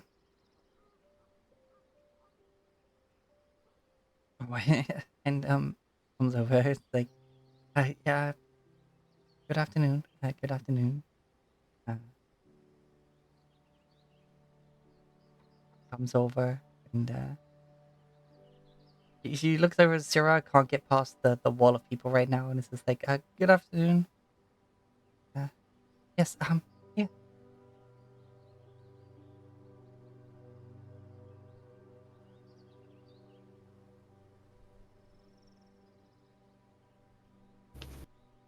Yes. Just head straight up. Turn right, to the gate, and yeah. Think. Think.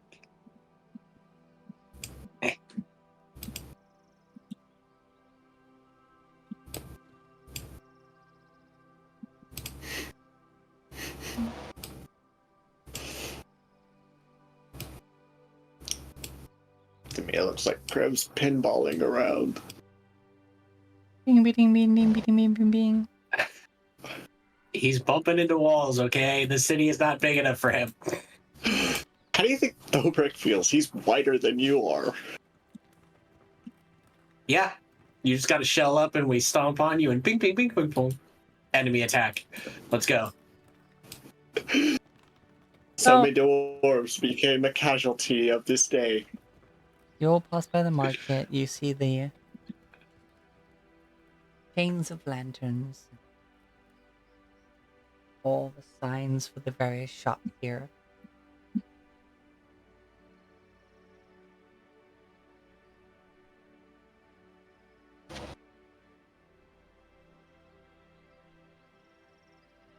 I mean, there's a few of these doors that have gaps. Oh well.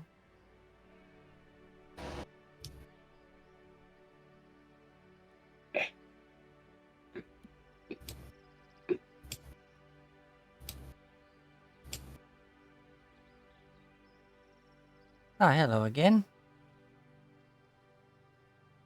Hello. We're on our way to the morgue. Oh, lovely. Right, okay, give me a sec. This poor fella.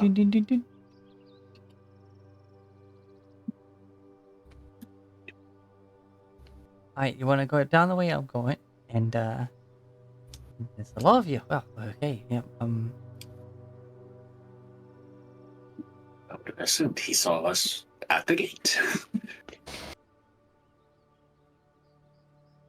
yeah, he did, but he didn't quite see how tall the stack of people was with Rivet. Like, oh, that's on top of a, and on top of a, okay. Well, oh, I've got lost. you got This lost. place is so big. Yep, go this way, and then this way, and then through here. A dragon. Riding a Okay. gnome. Up Riding a here. dragon. Hey, Anu. Yeah? Guess what I did again? You got Blick stuck this time. What the fuck? I got Blake stuck this time. Mother, help me. He's in the goddamn. Mother help! Just me living my best life. Blix is drowning. This ain't about her.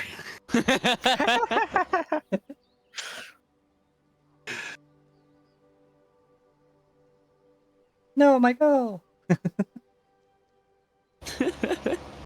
I love it. Rivet right now. Dragon. Riding a gnome. Riding a dragon.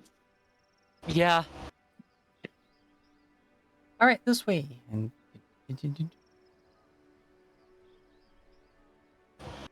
Blix is still stuck in the wall. Blix is right here. Oh, it looks like my connection to the server has been interrupted. That's great. oh, Oh Time to reload. Everybody pause. My Wi-Fi's been fucky lately. no!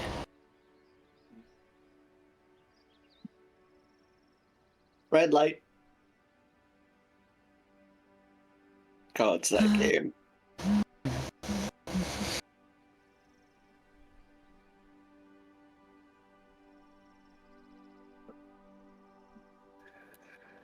Alright. We got here. I missed the ping. No. He leads you up these steps. Oof. And then over to here.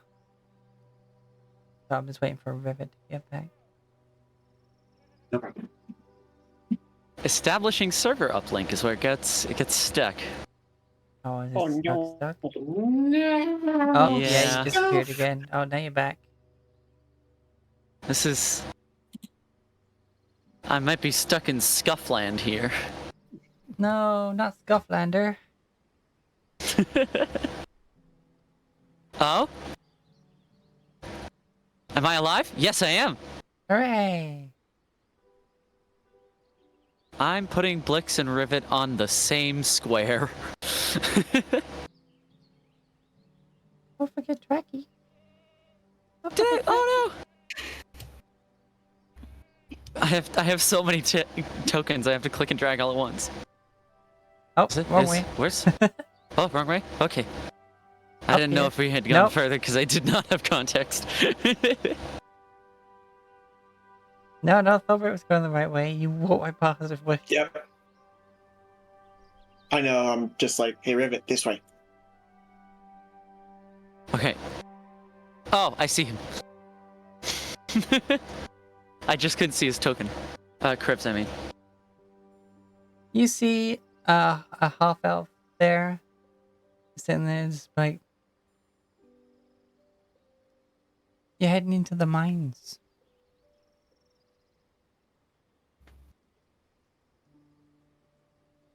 They're heading into the morgue. Oh,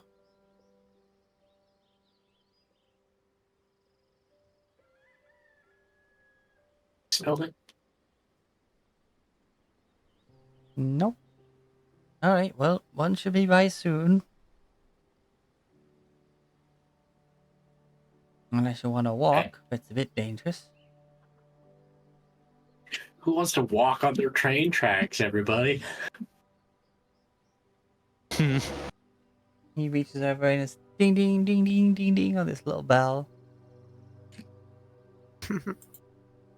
And then just...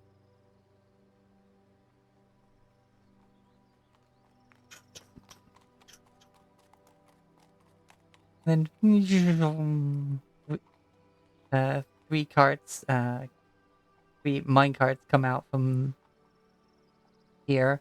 And he just steps out in front, just puts a hand out, just stops it. Like...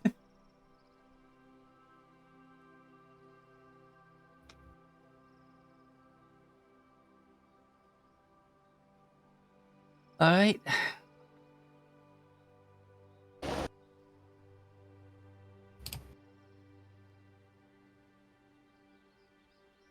Form of minecart. Doop.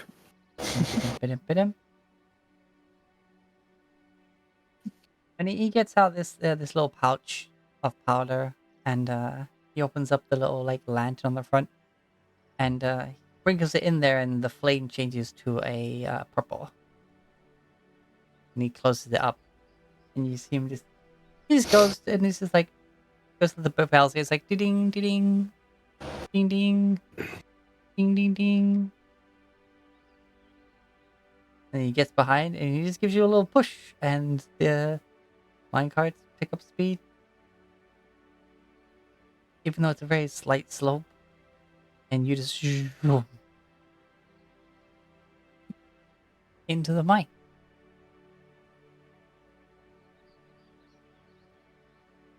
And then you just trundle along, trundle along, trundle along, trundle along, trundle along. And you see, illuminated by the pale purple light, or, you know, in your dark vision, whatever's applicable, you, a dwarf steps out in front of you and just stops the cart.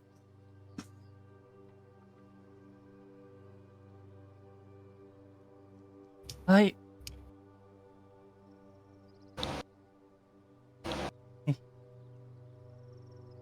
He opens up the little line on the front, blows it out, and then relights it, and it's a normal colored flame again. Ah. Right? This is your stop.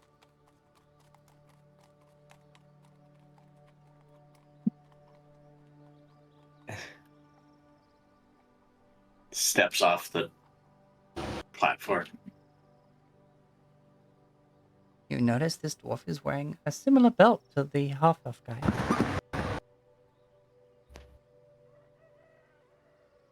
Alright. Just through there.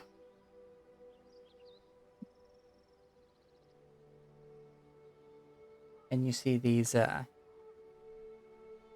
reconstructed from the mined out inner walls is a stone building with some timbers in place, of course, for like it gives like a timber frame, and then they've used stone brick to build it up more.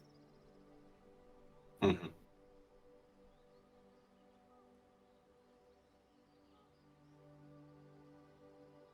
He goes over and opens the door for you, and you walk in, and immediately you can see this is like a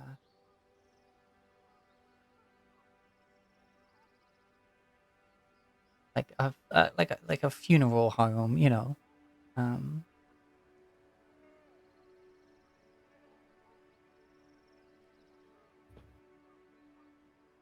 House of the Dead. There you go.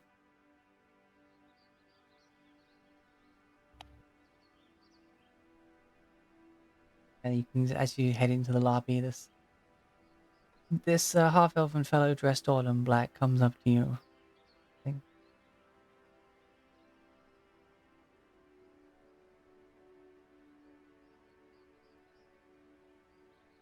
Are you here to say farewell to the departed?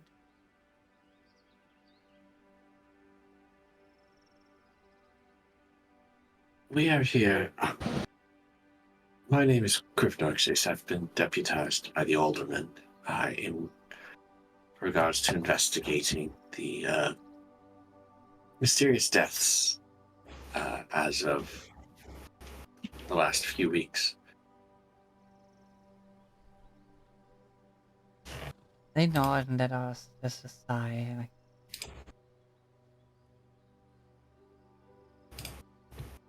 then you wish to see what the dead still have to say. Please be respectful.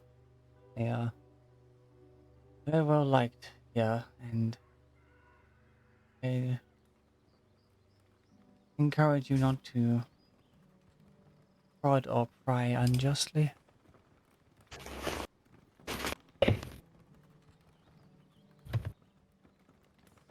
And they lead you to the morgue,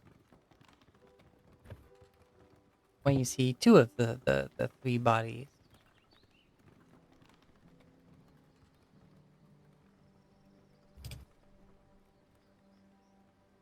I see. Two bodies.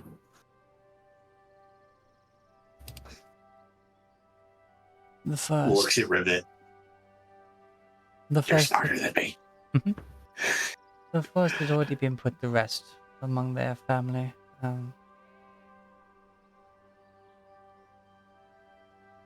These two, well, we were in the process of preparing this one for their interment, but given the nature of the similar death, we got interrupted.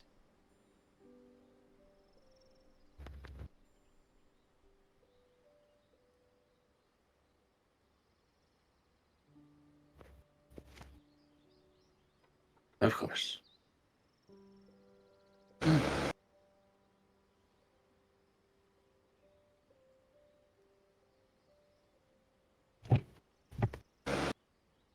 They turn their back and stand at the door.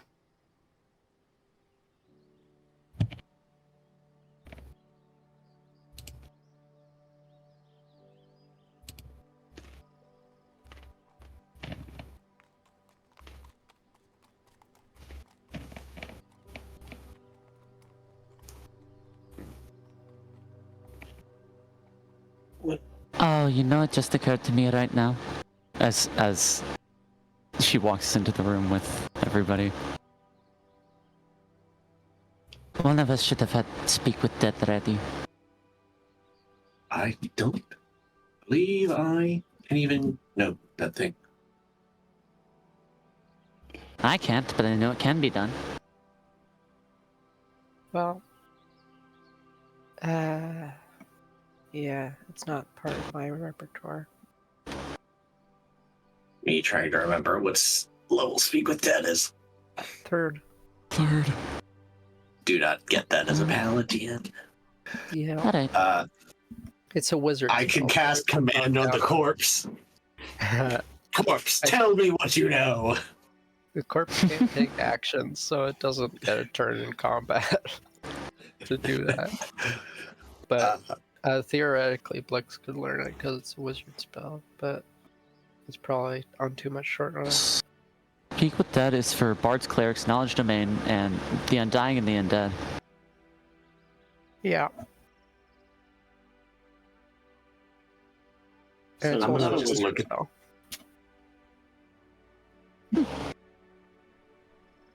Oh, well, I suppose we will have to find a spell scroll of some sort. Possible.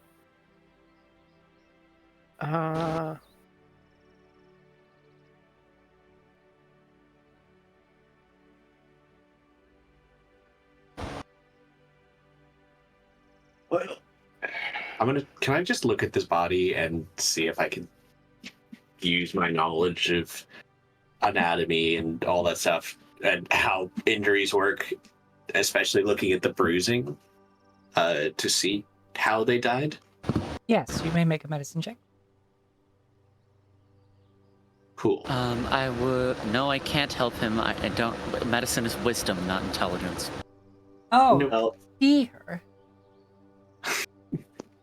Dobrik will help. He has proficiency in medicine. Nature is intelligence, but medicine is wisdom. Okay. Because medicine is looking at someone and sort of like intuiting, while knowledge of like flora and fauna and their scientific names is intelligence. Yes, that is true, and I agree with the sentiment. I am, however, frustrated. All right, advantage. Well, that's an 18. Flash Genius, make that a 24, just to be super, super safe.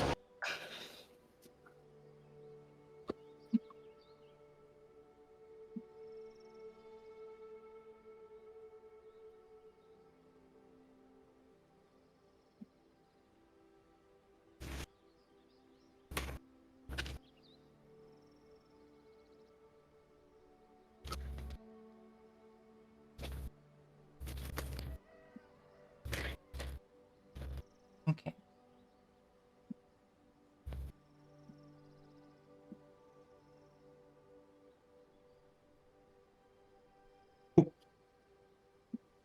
So, you look at this body and you can see right away that yes, they have some bruising on their bodies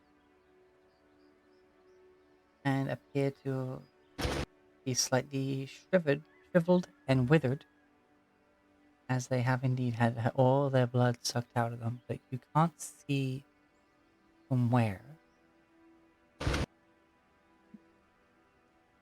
You're looking around and you see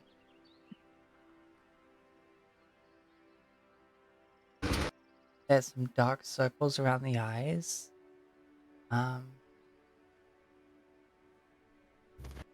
The face is in a expression of as if they were gasping for air. Appears that whatever did this didn't exactly like pierce them and suck the blood out. It's as if they sucked the air out of their lungs and all of their blood with it. Lovely. I'm just gonna do a thing because I am frickin'. Of course, why do I think I just need to uninstall and reinstall Beyond 20 because it has just been giving me problems. Like it's here and it's doing my rolls, but a lot of the options are just no longer here. Yeah, I was having I'm that gonna use as my well on Monday. Had to keep refreshing my character sheet. well, I can refresh. It still doesn't put the display in VT option on my Divine Sense there. Oh, that's weird. But that's what I mean. Like I'll click on one of my abilities and it used to be like, hey, I could just like display this in the VT for you guys to see, and now it just doesn't even do that. And if I roll over to the Beyond 20 button, I don't even see a list. So it doesn't matter. That's bad. I'm going to use Divine Sense to see if I detect any undead. You detect no undead in the area. Good. Well, he's definitely fully dead.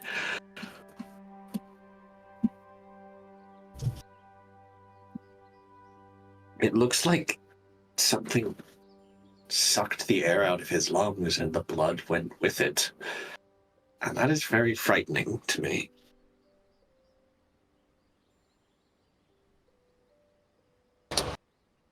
Blix, Rivet, you're both knowledgeable individuals. Do you know of any creatures that can do something like that?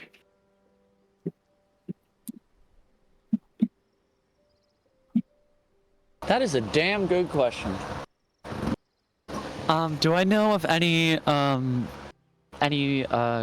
creatures or else spells that would do a thing of that sort? Or any magical effect?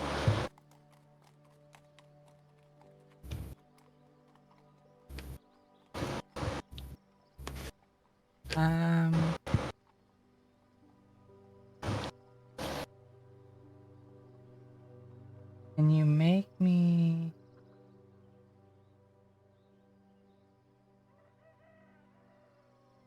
knock off? Sure. I will also guidance myself for this one. Mm-hmm.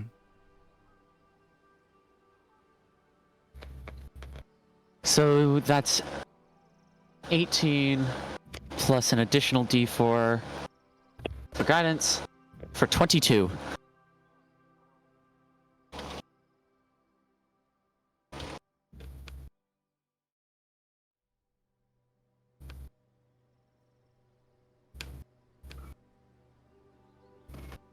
The first d4 was from my racial bonus, by the way.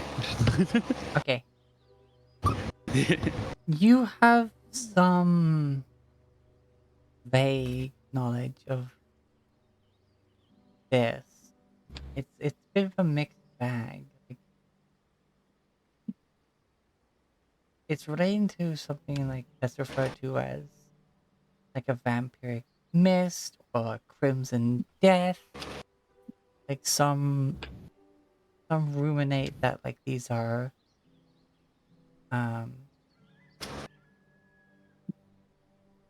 like vampires in their mist form and weren't able to return to their coffin, therefore they kind of like lost their minds and just became these mist creatures.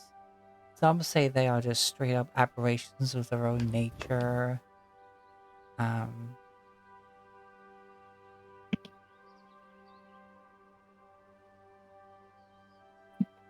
But what you do know is that the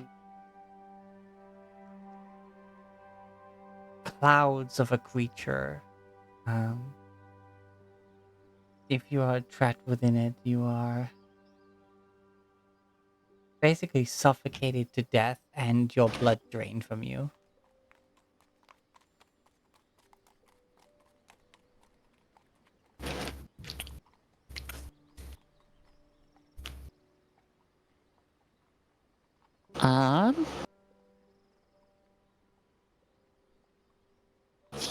So this seems to be the work of a vampiric mist. Or something of its sort. And she explains what that is, so that I'm not repeating myself. Repeating you, really. Mm-hmm.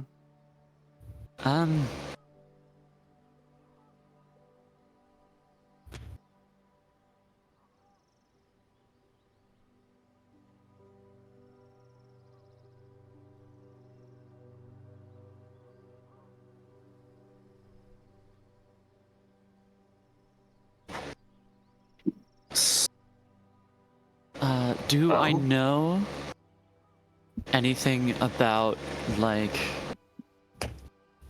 anything additional about these creatures, such as what places they might be found?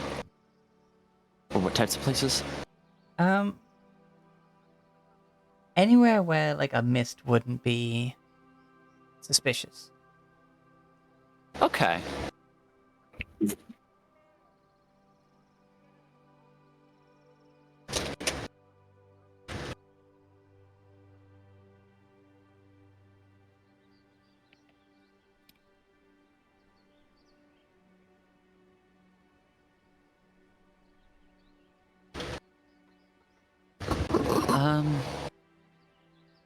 So it would seem to me that this...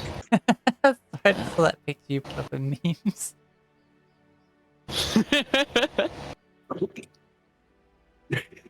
I'm sorry. You said any place a mist would not be suspicious, and I'm like, Yep. Don't be suspicious. Don't be suspicious. Don't be suspicious. Don't be suspicious. So, yeah, anywhere that would be frequently filled with smoke or mist, such as a recently burned down building, or a bathhouse of sorts, or A forge. yes, or a waterfall.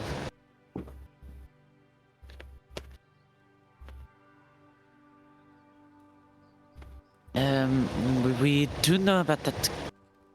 This river, that burnt down casino.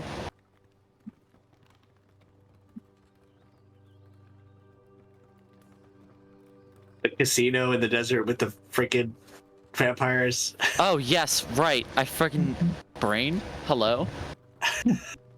Yeah, of The course one she that fucking knows asked about us that, Skylar. The one they asked us about when we entered the town. Yeah, listen, I'm not at the top of my game right now. Rivet doesn't have keen mind? No, not yet. She might get it. If we hit level 12. Yeah. I don't think you can like it wouldn't you don't get any additional bonuses to intelligence. You're already too high for that. Mm-hmm. But it would make sense.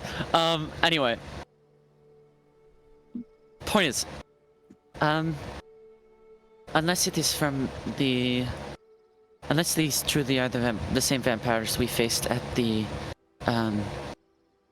deserted casino, which, if I remember, was actually pretty fair ways away from here, no?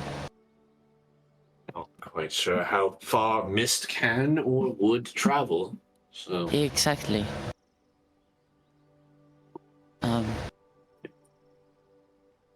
Missed what?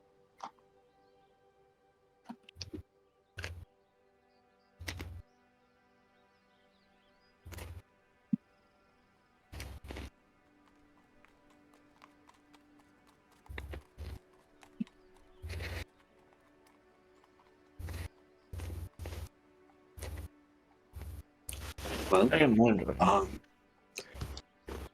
we can look around today, but I could, now that we know what we're looking for, prepare do I have locate creature yet? No, I just have locate frickin' object.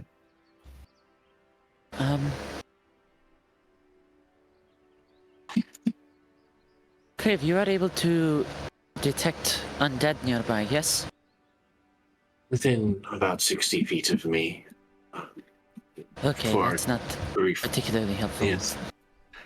But it doesn't go through walls, and it only lasts but a moment, and I can't use it fairly often, so I can't just walk around town constantly pinging. yes, that would have been my suggestion, but yeah. In that case, It's a 4th level spell. I need 2 more levels.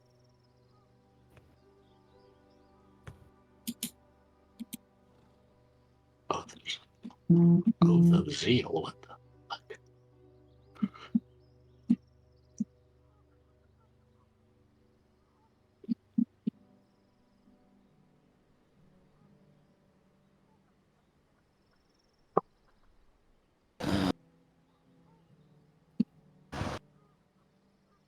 we could inquire about any such places within town and attempt to make use of this ability in that way.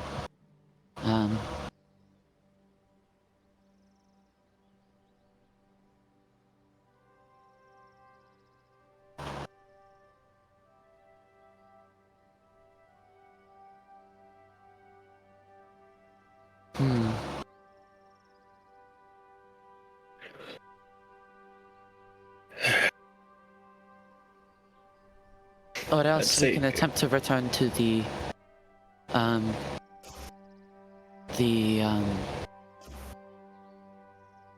casino and see if we can find any such creatures. Although, again, I don't think that is going to be particularly helpful, but who knows? Yes, I don't anticipate that it would.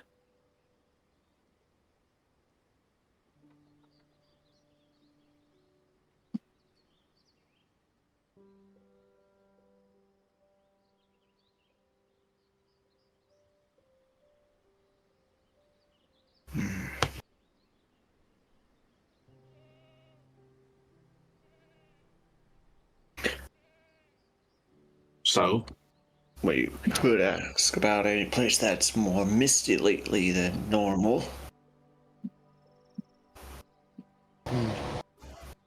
above game, I'm literally like, we are just about to go full I attack the darkness on this town. Nothing wrong with that.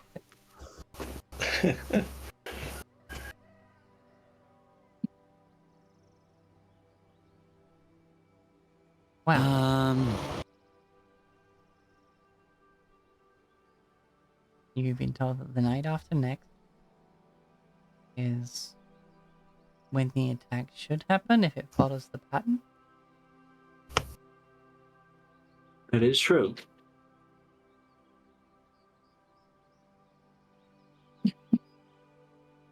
We can attempt to do some additional research on vampiric mists.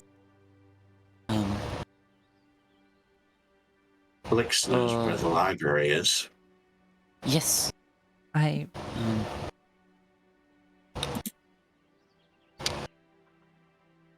was informed, but all I found was a libertarian. I'm sorry. Sorry? Did I just hear what I think I heard?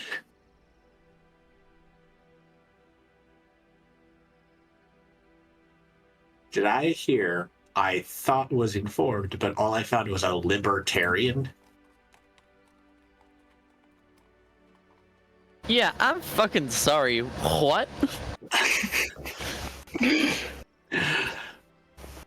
A libertarian. I'm Okay. He runs the bookstore. He enjoys the modest government of the council here, but really wishes they could spend some of the budget on a proper library.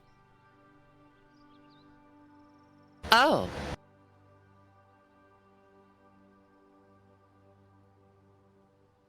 A libertarian. A libertarian librarian who believes in small government except for when it comes to funding libraries.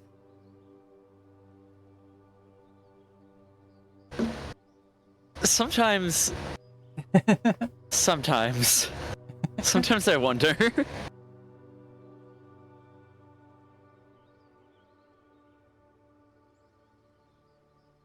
Okay.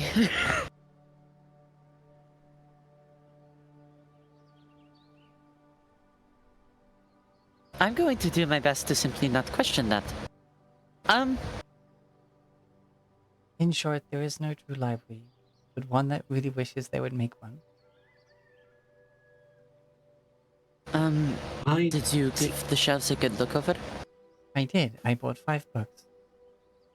I see.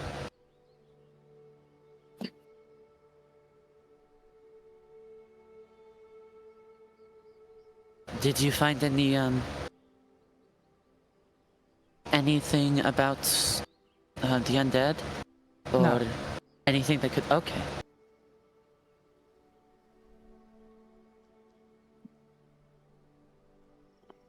Well, that removes that option.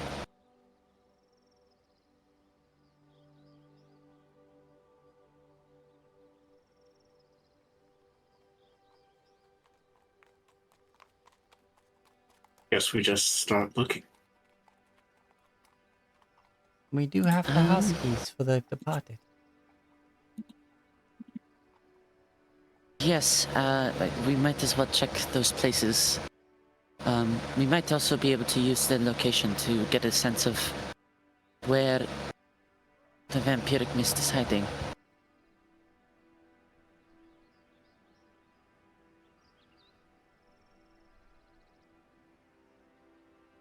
Good a lead as any.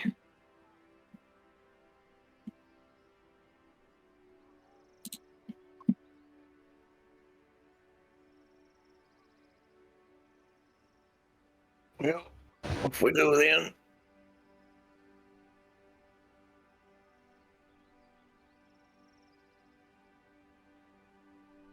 From what you've been given, you know the victims' houses are on the lower quarter section, whatever.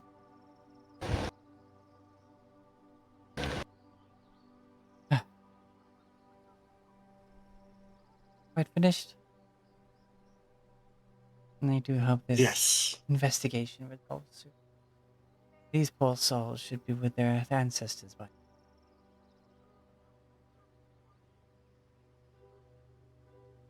Not that's your fault. I'm just generally quite frustrated with the situation.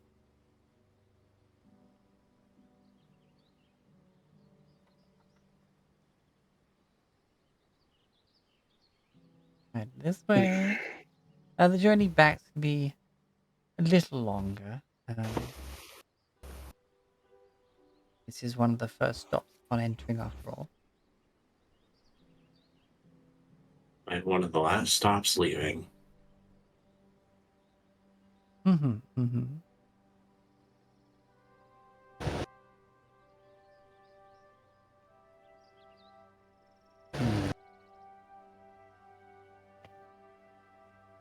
I mean, if you want to see the sights, I can send you across the valley.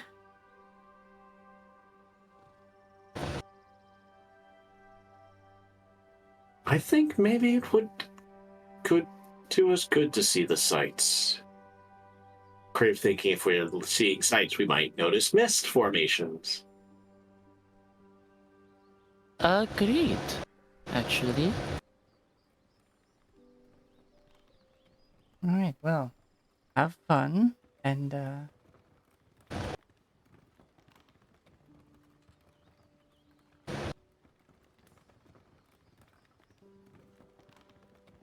yes, have fun. And he walks you out and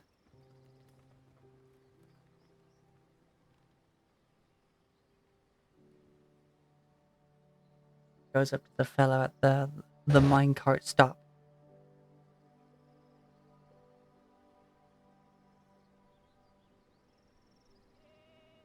Send them across the valley.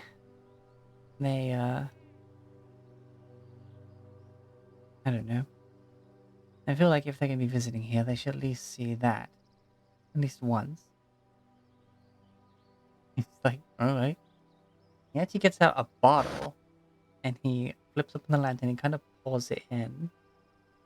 And like doesn't put the fire out, but it's like a heavy gas. Like it's a vapor. It's just like when you light one of those little incense bulbs and you see it like flow down like the pathway or out the dragon's mouth or through the fountain or whatever shape holder you have. It kind of just fills the light, but the light's not diminished for it. It's just kind of like a different hue. Like a softer light than the standard harsh light it was. It actually goes from that sort of like yellowish light of to more of like a pure white light.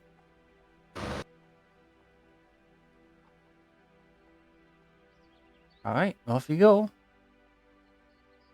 And you're rumbling and a trumbling.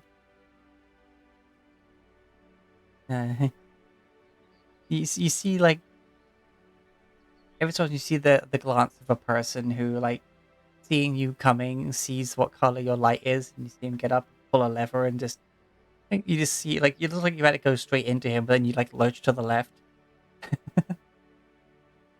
And eventually, you come out into the light of day. Ignore this cart. This is not currently here. And you get to here.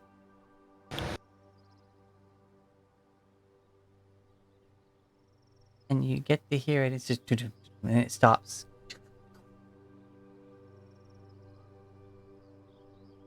And this guy just kind of like looks all at you.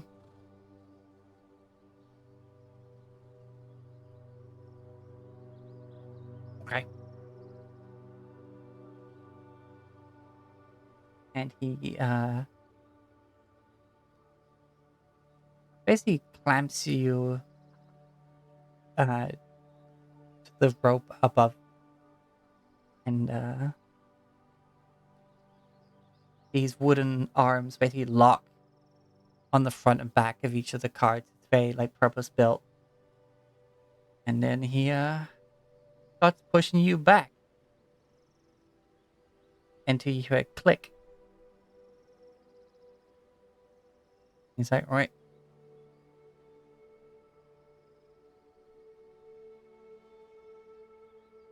Hang on now.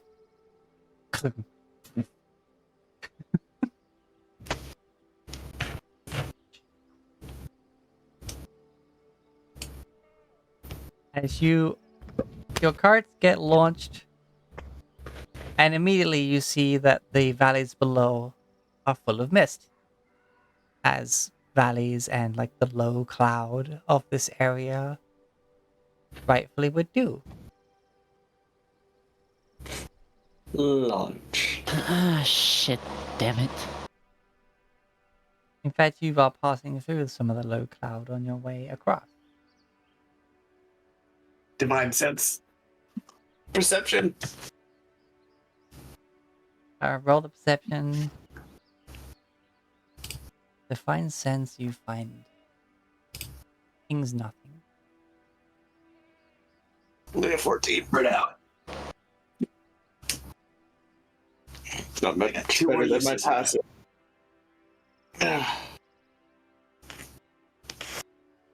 Only slightly better than my passive, but hey, 14's a 14. Philbrick, you don't anything. You see that you're rather rapidly, like this isn't like a roller coaster launch. You just are like just holding momentum because of the suspended manner of it. Just zoom. Mm-hmm. As you zoom across this valley and end up touching down again on rails on the other side at one of the nearby mountains that you had to go around to get here.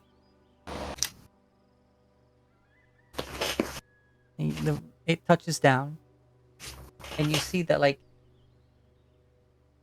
it's like almost like a catcher, like a wide thing that kind of like stops it from swinging anymore and guides it to then have the wheels in the right place to meet the rail. And you roll in, and you soon enough come to a stop at what seems to be the dead end for this rail. I'm gonna go upstairs, like, right.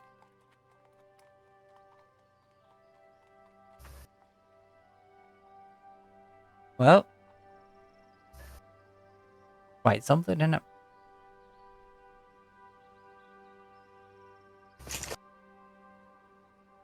Yes, it is.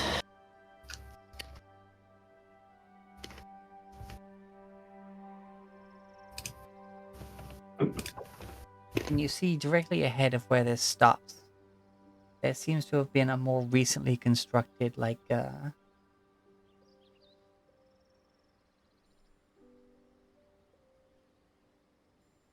second Hall of the Dead. You imagine with what little space they were working with for the first one, there's just like a need for a dedicated space for it.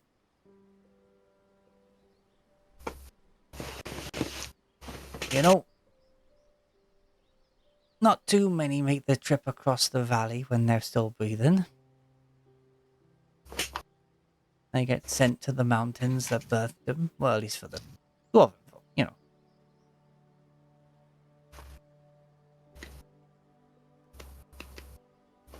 It seems someone was in good spirits. I mean, it's a fun trip. At least it might.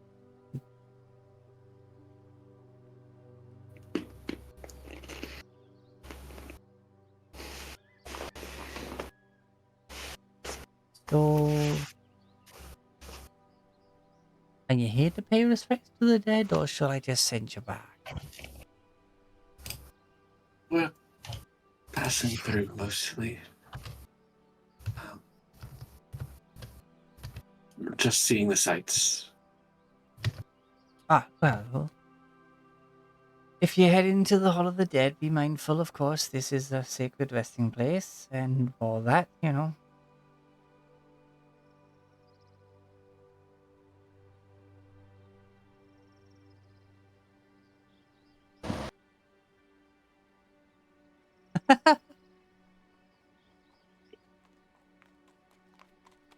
It was a rock zombie.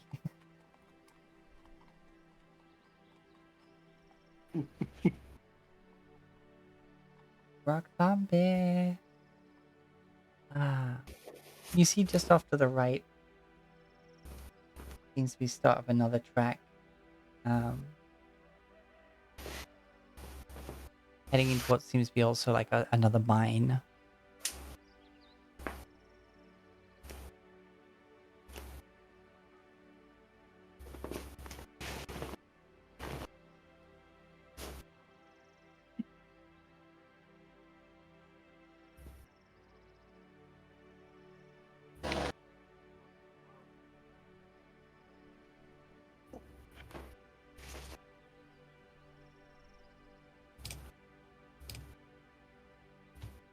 And a small crane that seems to be designed for lifting these minecarts.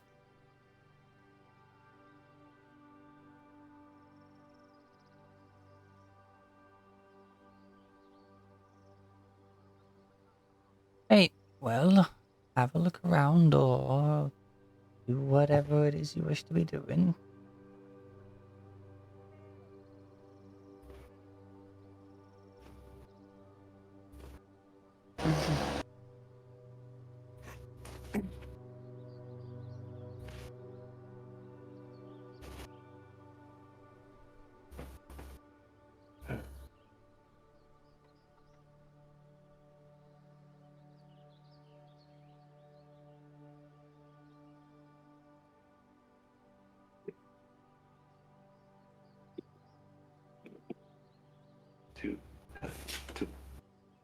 Do we actually have business here? Don't believe so. I think we just continue on.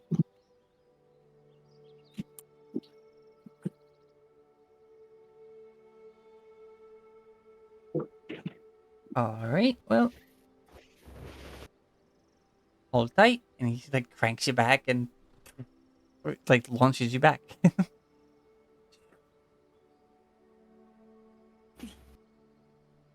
Oh. Whereas on this side, you kind of keep your momentum. Tick, tick, tick, tick, tick. Oof. Meow. Meow.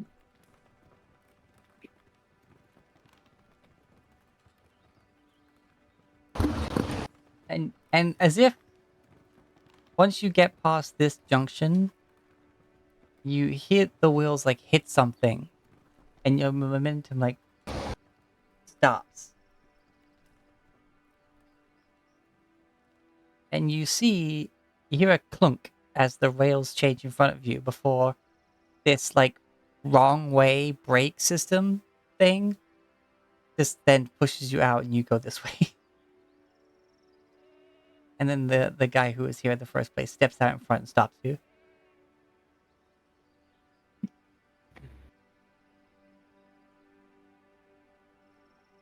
Okay, well, it seems he didn't adjust the light there. Unless you have. I think I saw you go across. You went across? Yes. The fly? You flew. Okay. Let me just.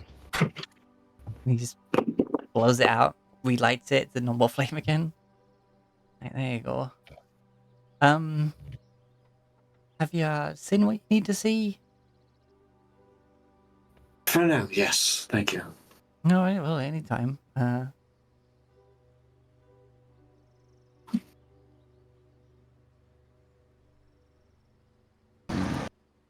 don't know why they would have sent you across. I guess good to see at least once.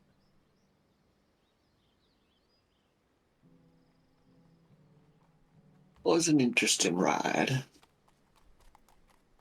I mean, primarily the systems for transporting ore and such, but it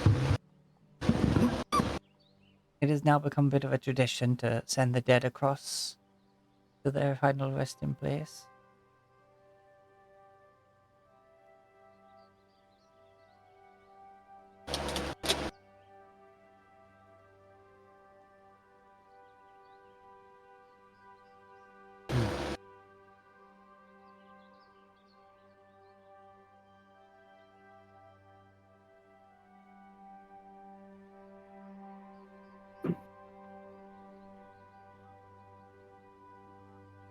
Well, have a nice day. You as well. Yes.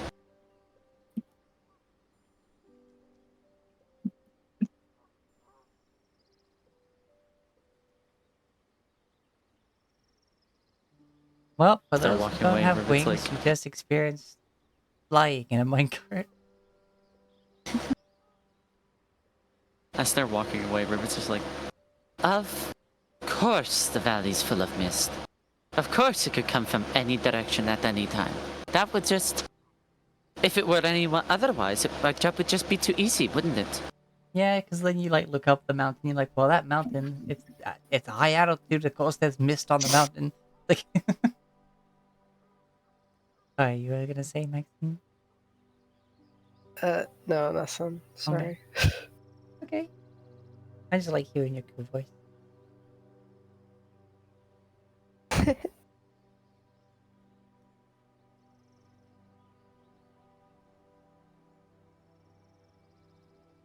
After those antics, it comes to like freaking 4 in the afternoon.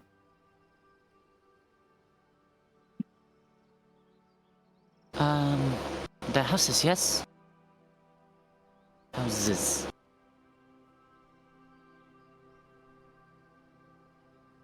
Yes. Pulls out the paperwork, looking for the addresses. That's right. Well, do we want to start with the freshest one and work our way back, or?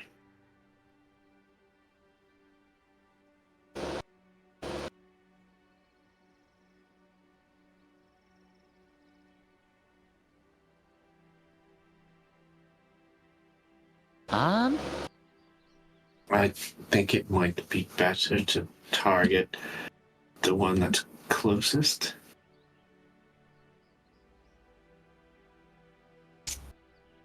I'm not sure I'm convinced it matters.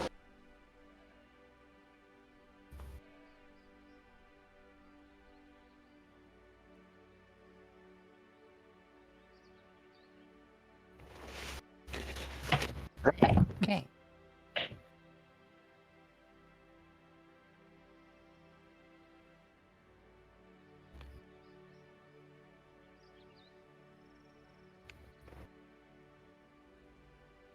Alright, so you head to the outer district.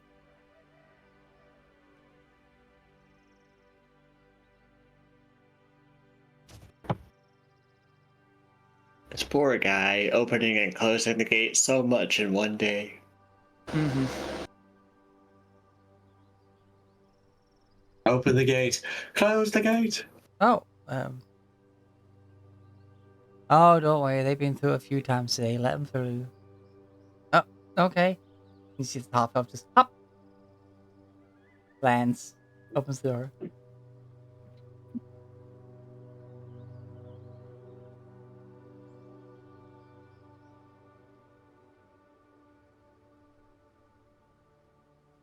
Be safe now. You as well. As you pass by, you see a bearded fellow sitting at a table, seemingly enjoying some biscuits.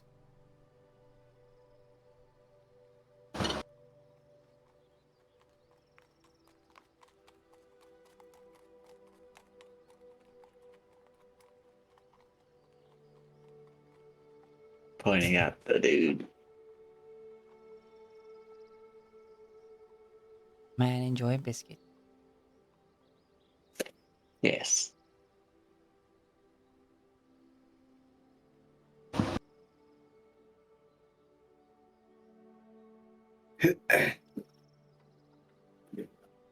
They were all in the lower district, right? If I recall. Yes. Another commonality. Yes, if only that were. If only that conveyed any additional information beyond location.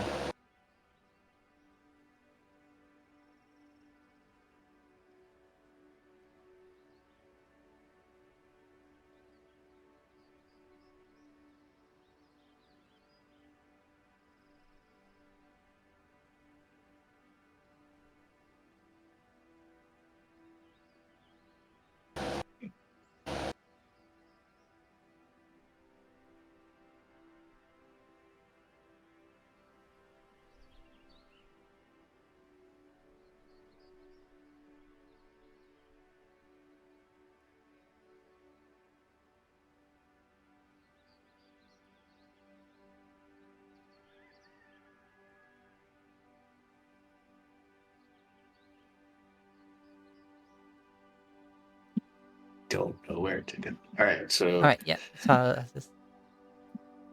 Yep. Up. And you just hear like a up, and then he's back up in the wall. It's me, Mario, dwarvish style. Do you know, looking at the address,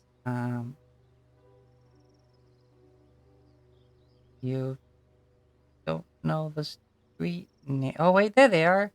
And then you see the sign, and apparently, the first one is at the end of the market, way.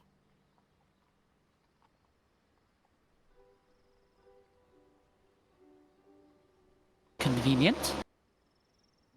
Past all the flower stores, bakers, butchers, candlestick makers. Uh-huh.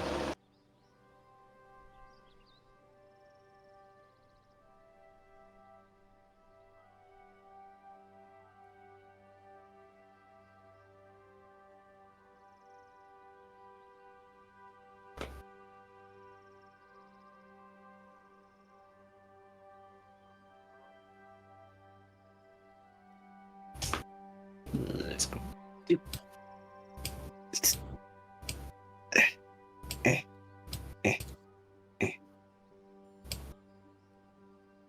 Oh, good day to you, visitors. Yes, good day. You pass under the bridge. The lady on the top is just waving quite legally, if not a bit over the top. It's just like, oh, good day. Yes, and welcome and good day. Rivet is horrified. I don't think she's taken a single sip from that spot since this morning. You see all these beautifully crafted like paper lanterns above you, giving a nice like, even though it's daytime, like still the additional lights add something.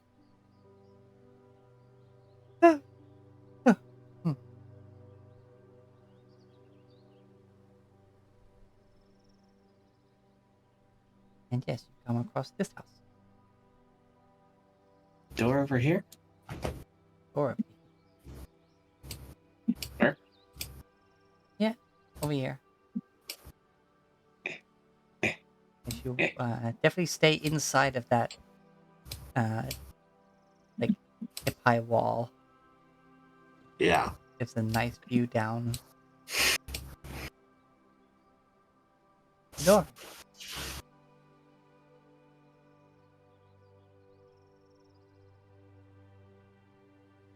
Crib will go over and open said door.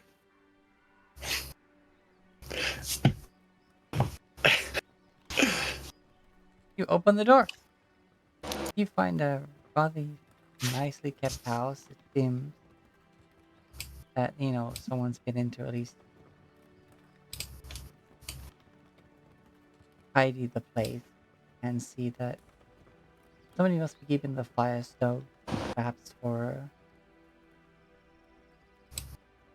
the benefit of whoever might come next, or maybe just to keep the home in memory.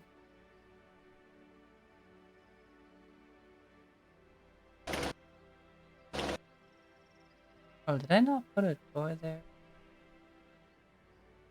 I did not open any door. Then I didn't put a door there. Wait, no, not on that layer. Oh, wait, automatic. That.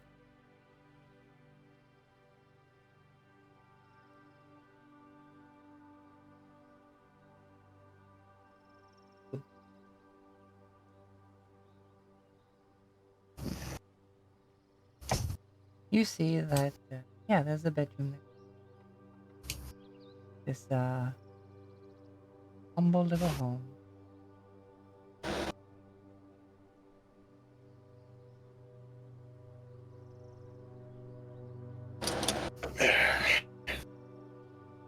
Those notes say where the body was found. To the notes.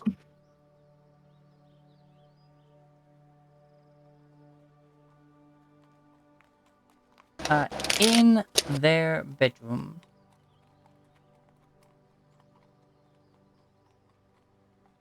Which is actually the one with the gray sheet.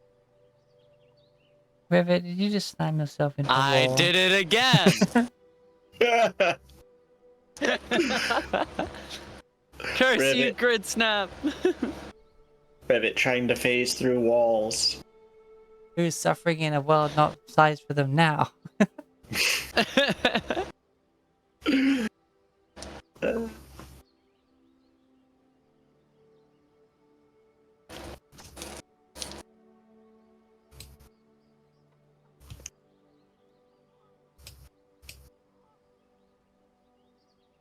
But yeah, just pretend there's The no walls just have it out. fruit and This stuff. place is just.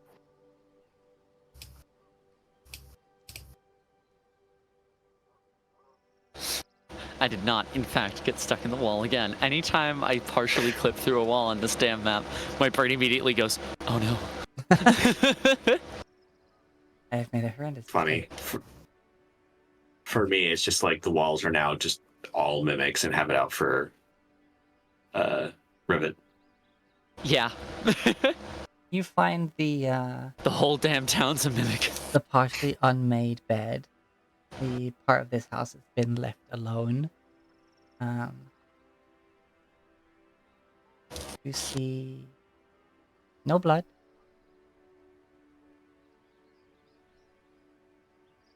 You see a pair of boots, a little bedside table with a mug of ale on it. And yeah, nice bed, and then closed chest, and a nice view out over the cliffs from the window.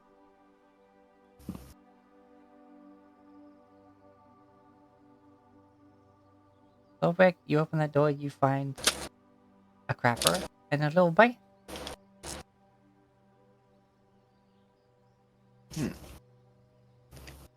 The bathroom. Okay.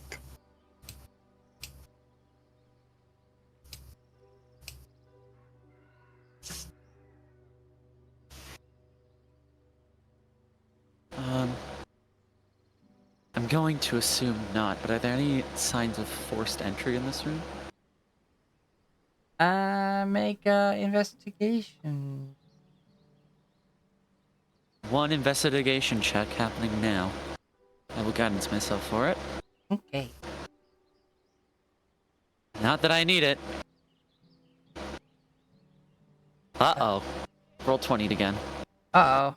Well, it's specifically no. forced entry, you find no such thing.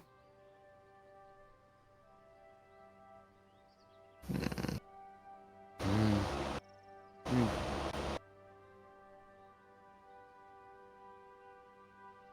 So, yeah, likely they missed doing. They missed when need the first way in. Um,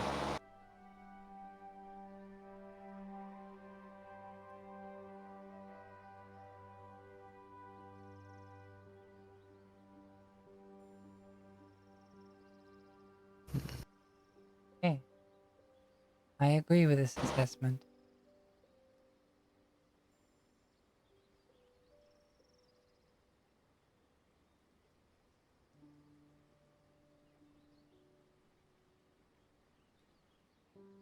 um, ooh.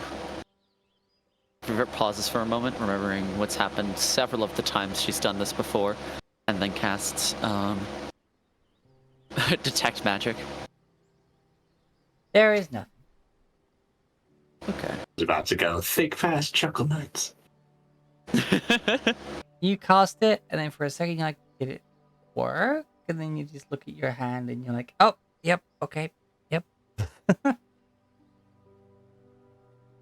Okay. Rivet's gonna keep detect magic up and just as she's looking around. Alright. Nothing pings in this room.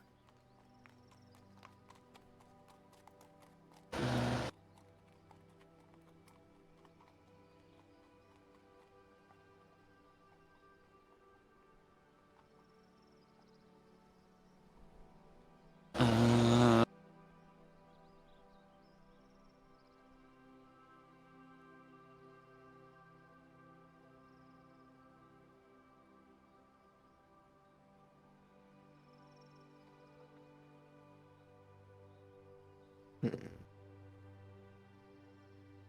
No magic in this room.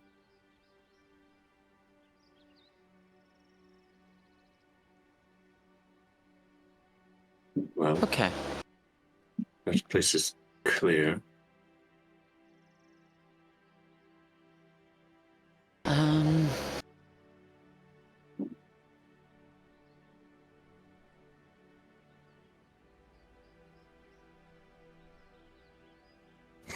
Rivet is going to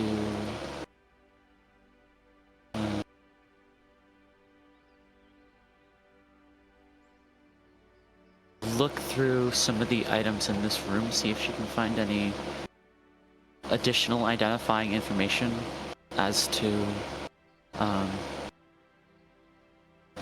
maybe anything this person was doing before their time of death that might have attracted them to attracted the attention of this thing.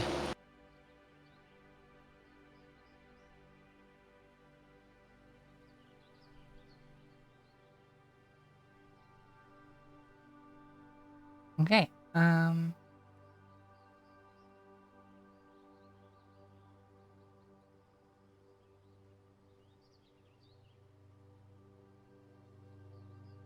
I'll carry on with that investigation. Yeah, in the chest you find some personal effects.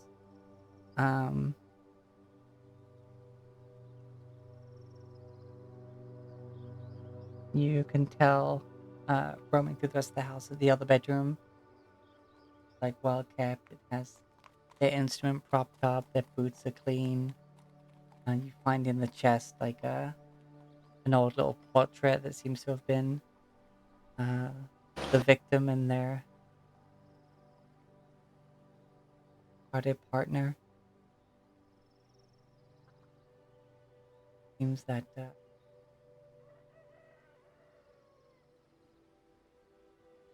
the widow, well, the deceased, used to have quite the bard for a partner.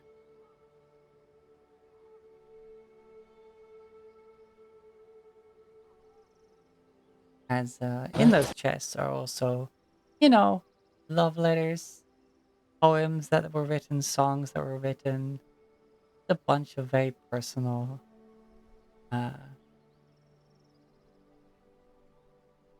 sweet little things that were exchanged between the two. Hey, Ducko. um,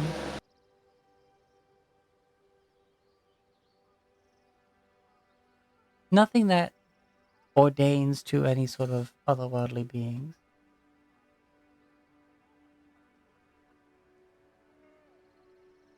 Or anything that might give something a motive. Besides them happening in love, maybe.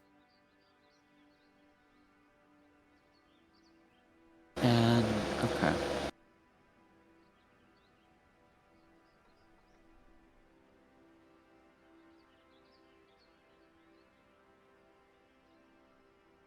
And it seems that the victim was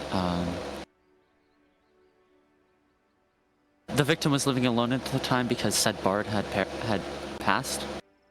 There's no one else in the house as far as you can see. There's you do know the key was handed over to town hall. You know, the minor government. But we don't know what happened to the bard. I mean, no, but you imagine like these pictures are being kept in a chest rather than now on display. Yeah. But we don't know, like, like obviously they're not here. They're dead or gone.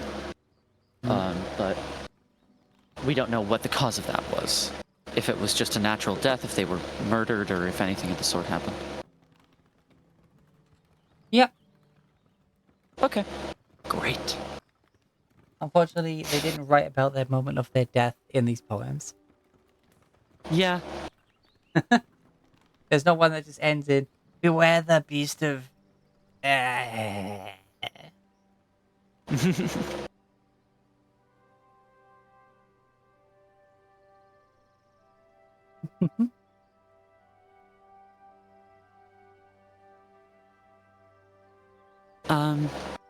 Lex, Yes.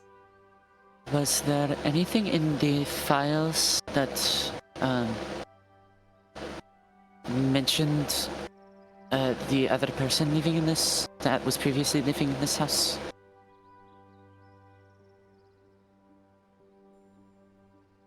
No, it appears the file was only relevant to what happened to the previous occupant, I see. who recently deceased.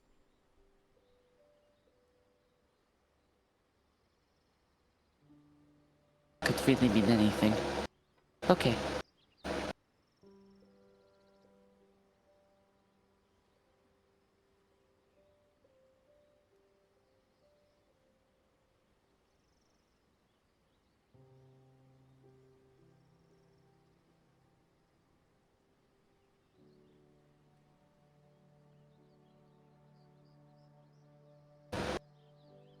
Yeah.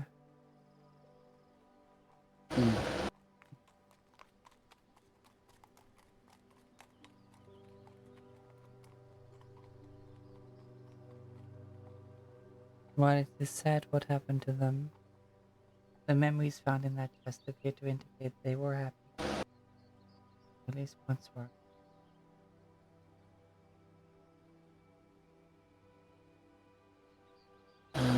The lifespan of dwarves makes their paper extra resilient with how long it needs to last. I cannot even guess how long that this other in the portrait may have passed, but I can conclude it was at least long enough for the memories to be put away.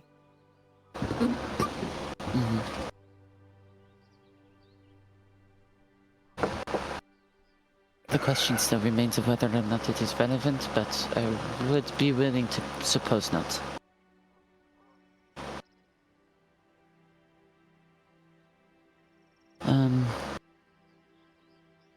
Our minds must be open to every avenue. But still, we should not let ourselves wander into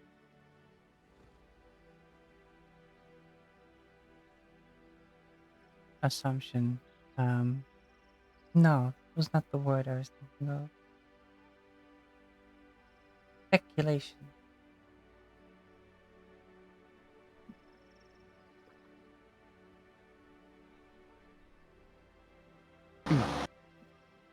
Agreed.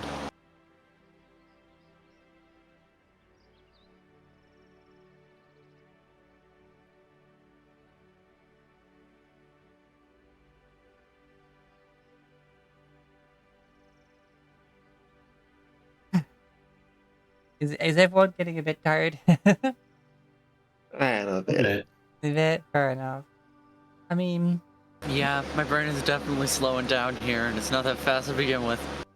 we got it's 20 minutes to end time, but we can just stop here and then pick up investigating the other two houses next time. Right to me. My days off. Always throw my sleep schedule off. Yeah.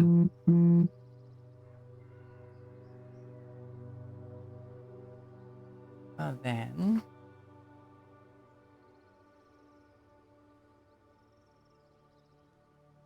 go see.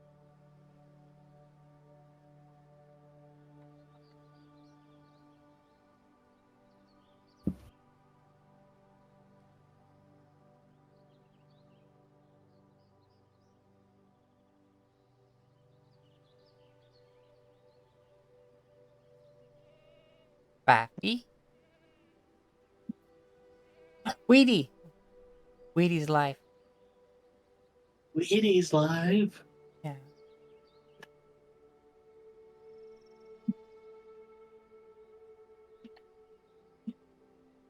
What's that once you?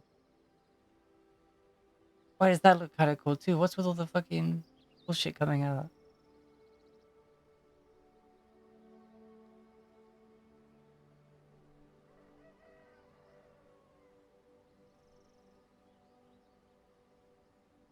Let's go see Weedy. And as always, please be good to yourself, excellent to each other, and critical hit your enemies. Bye. Until next time, bye. Bye.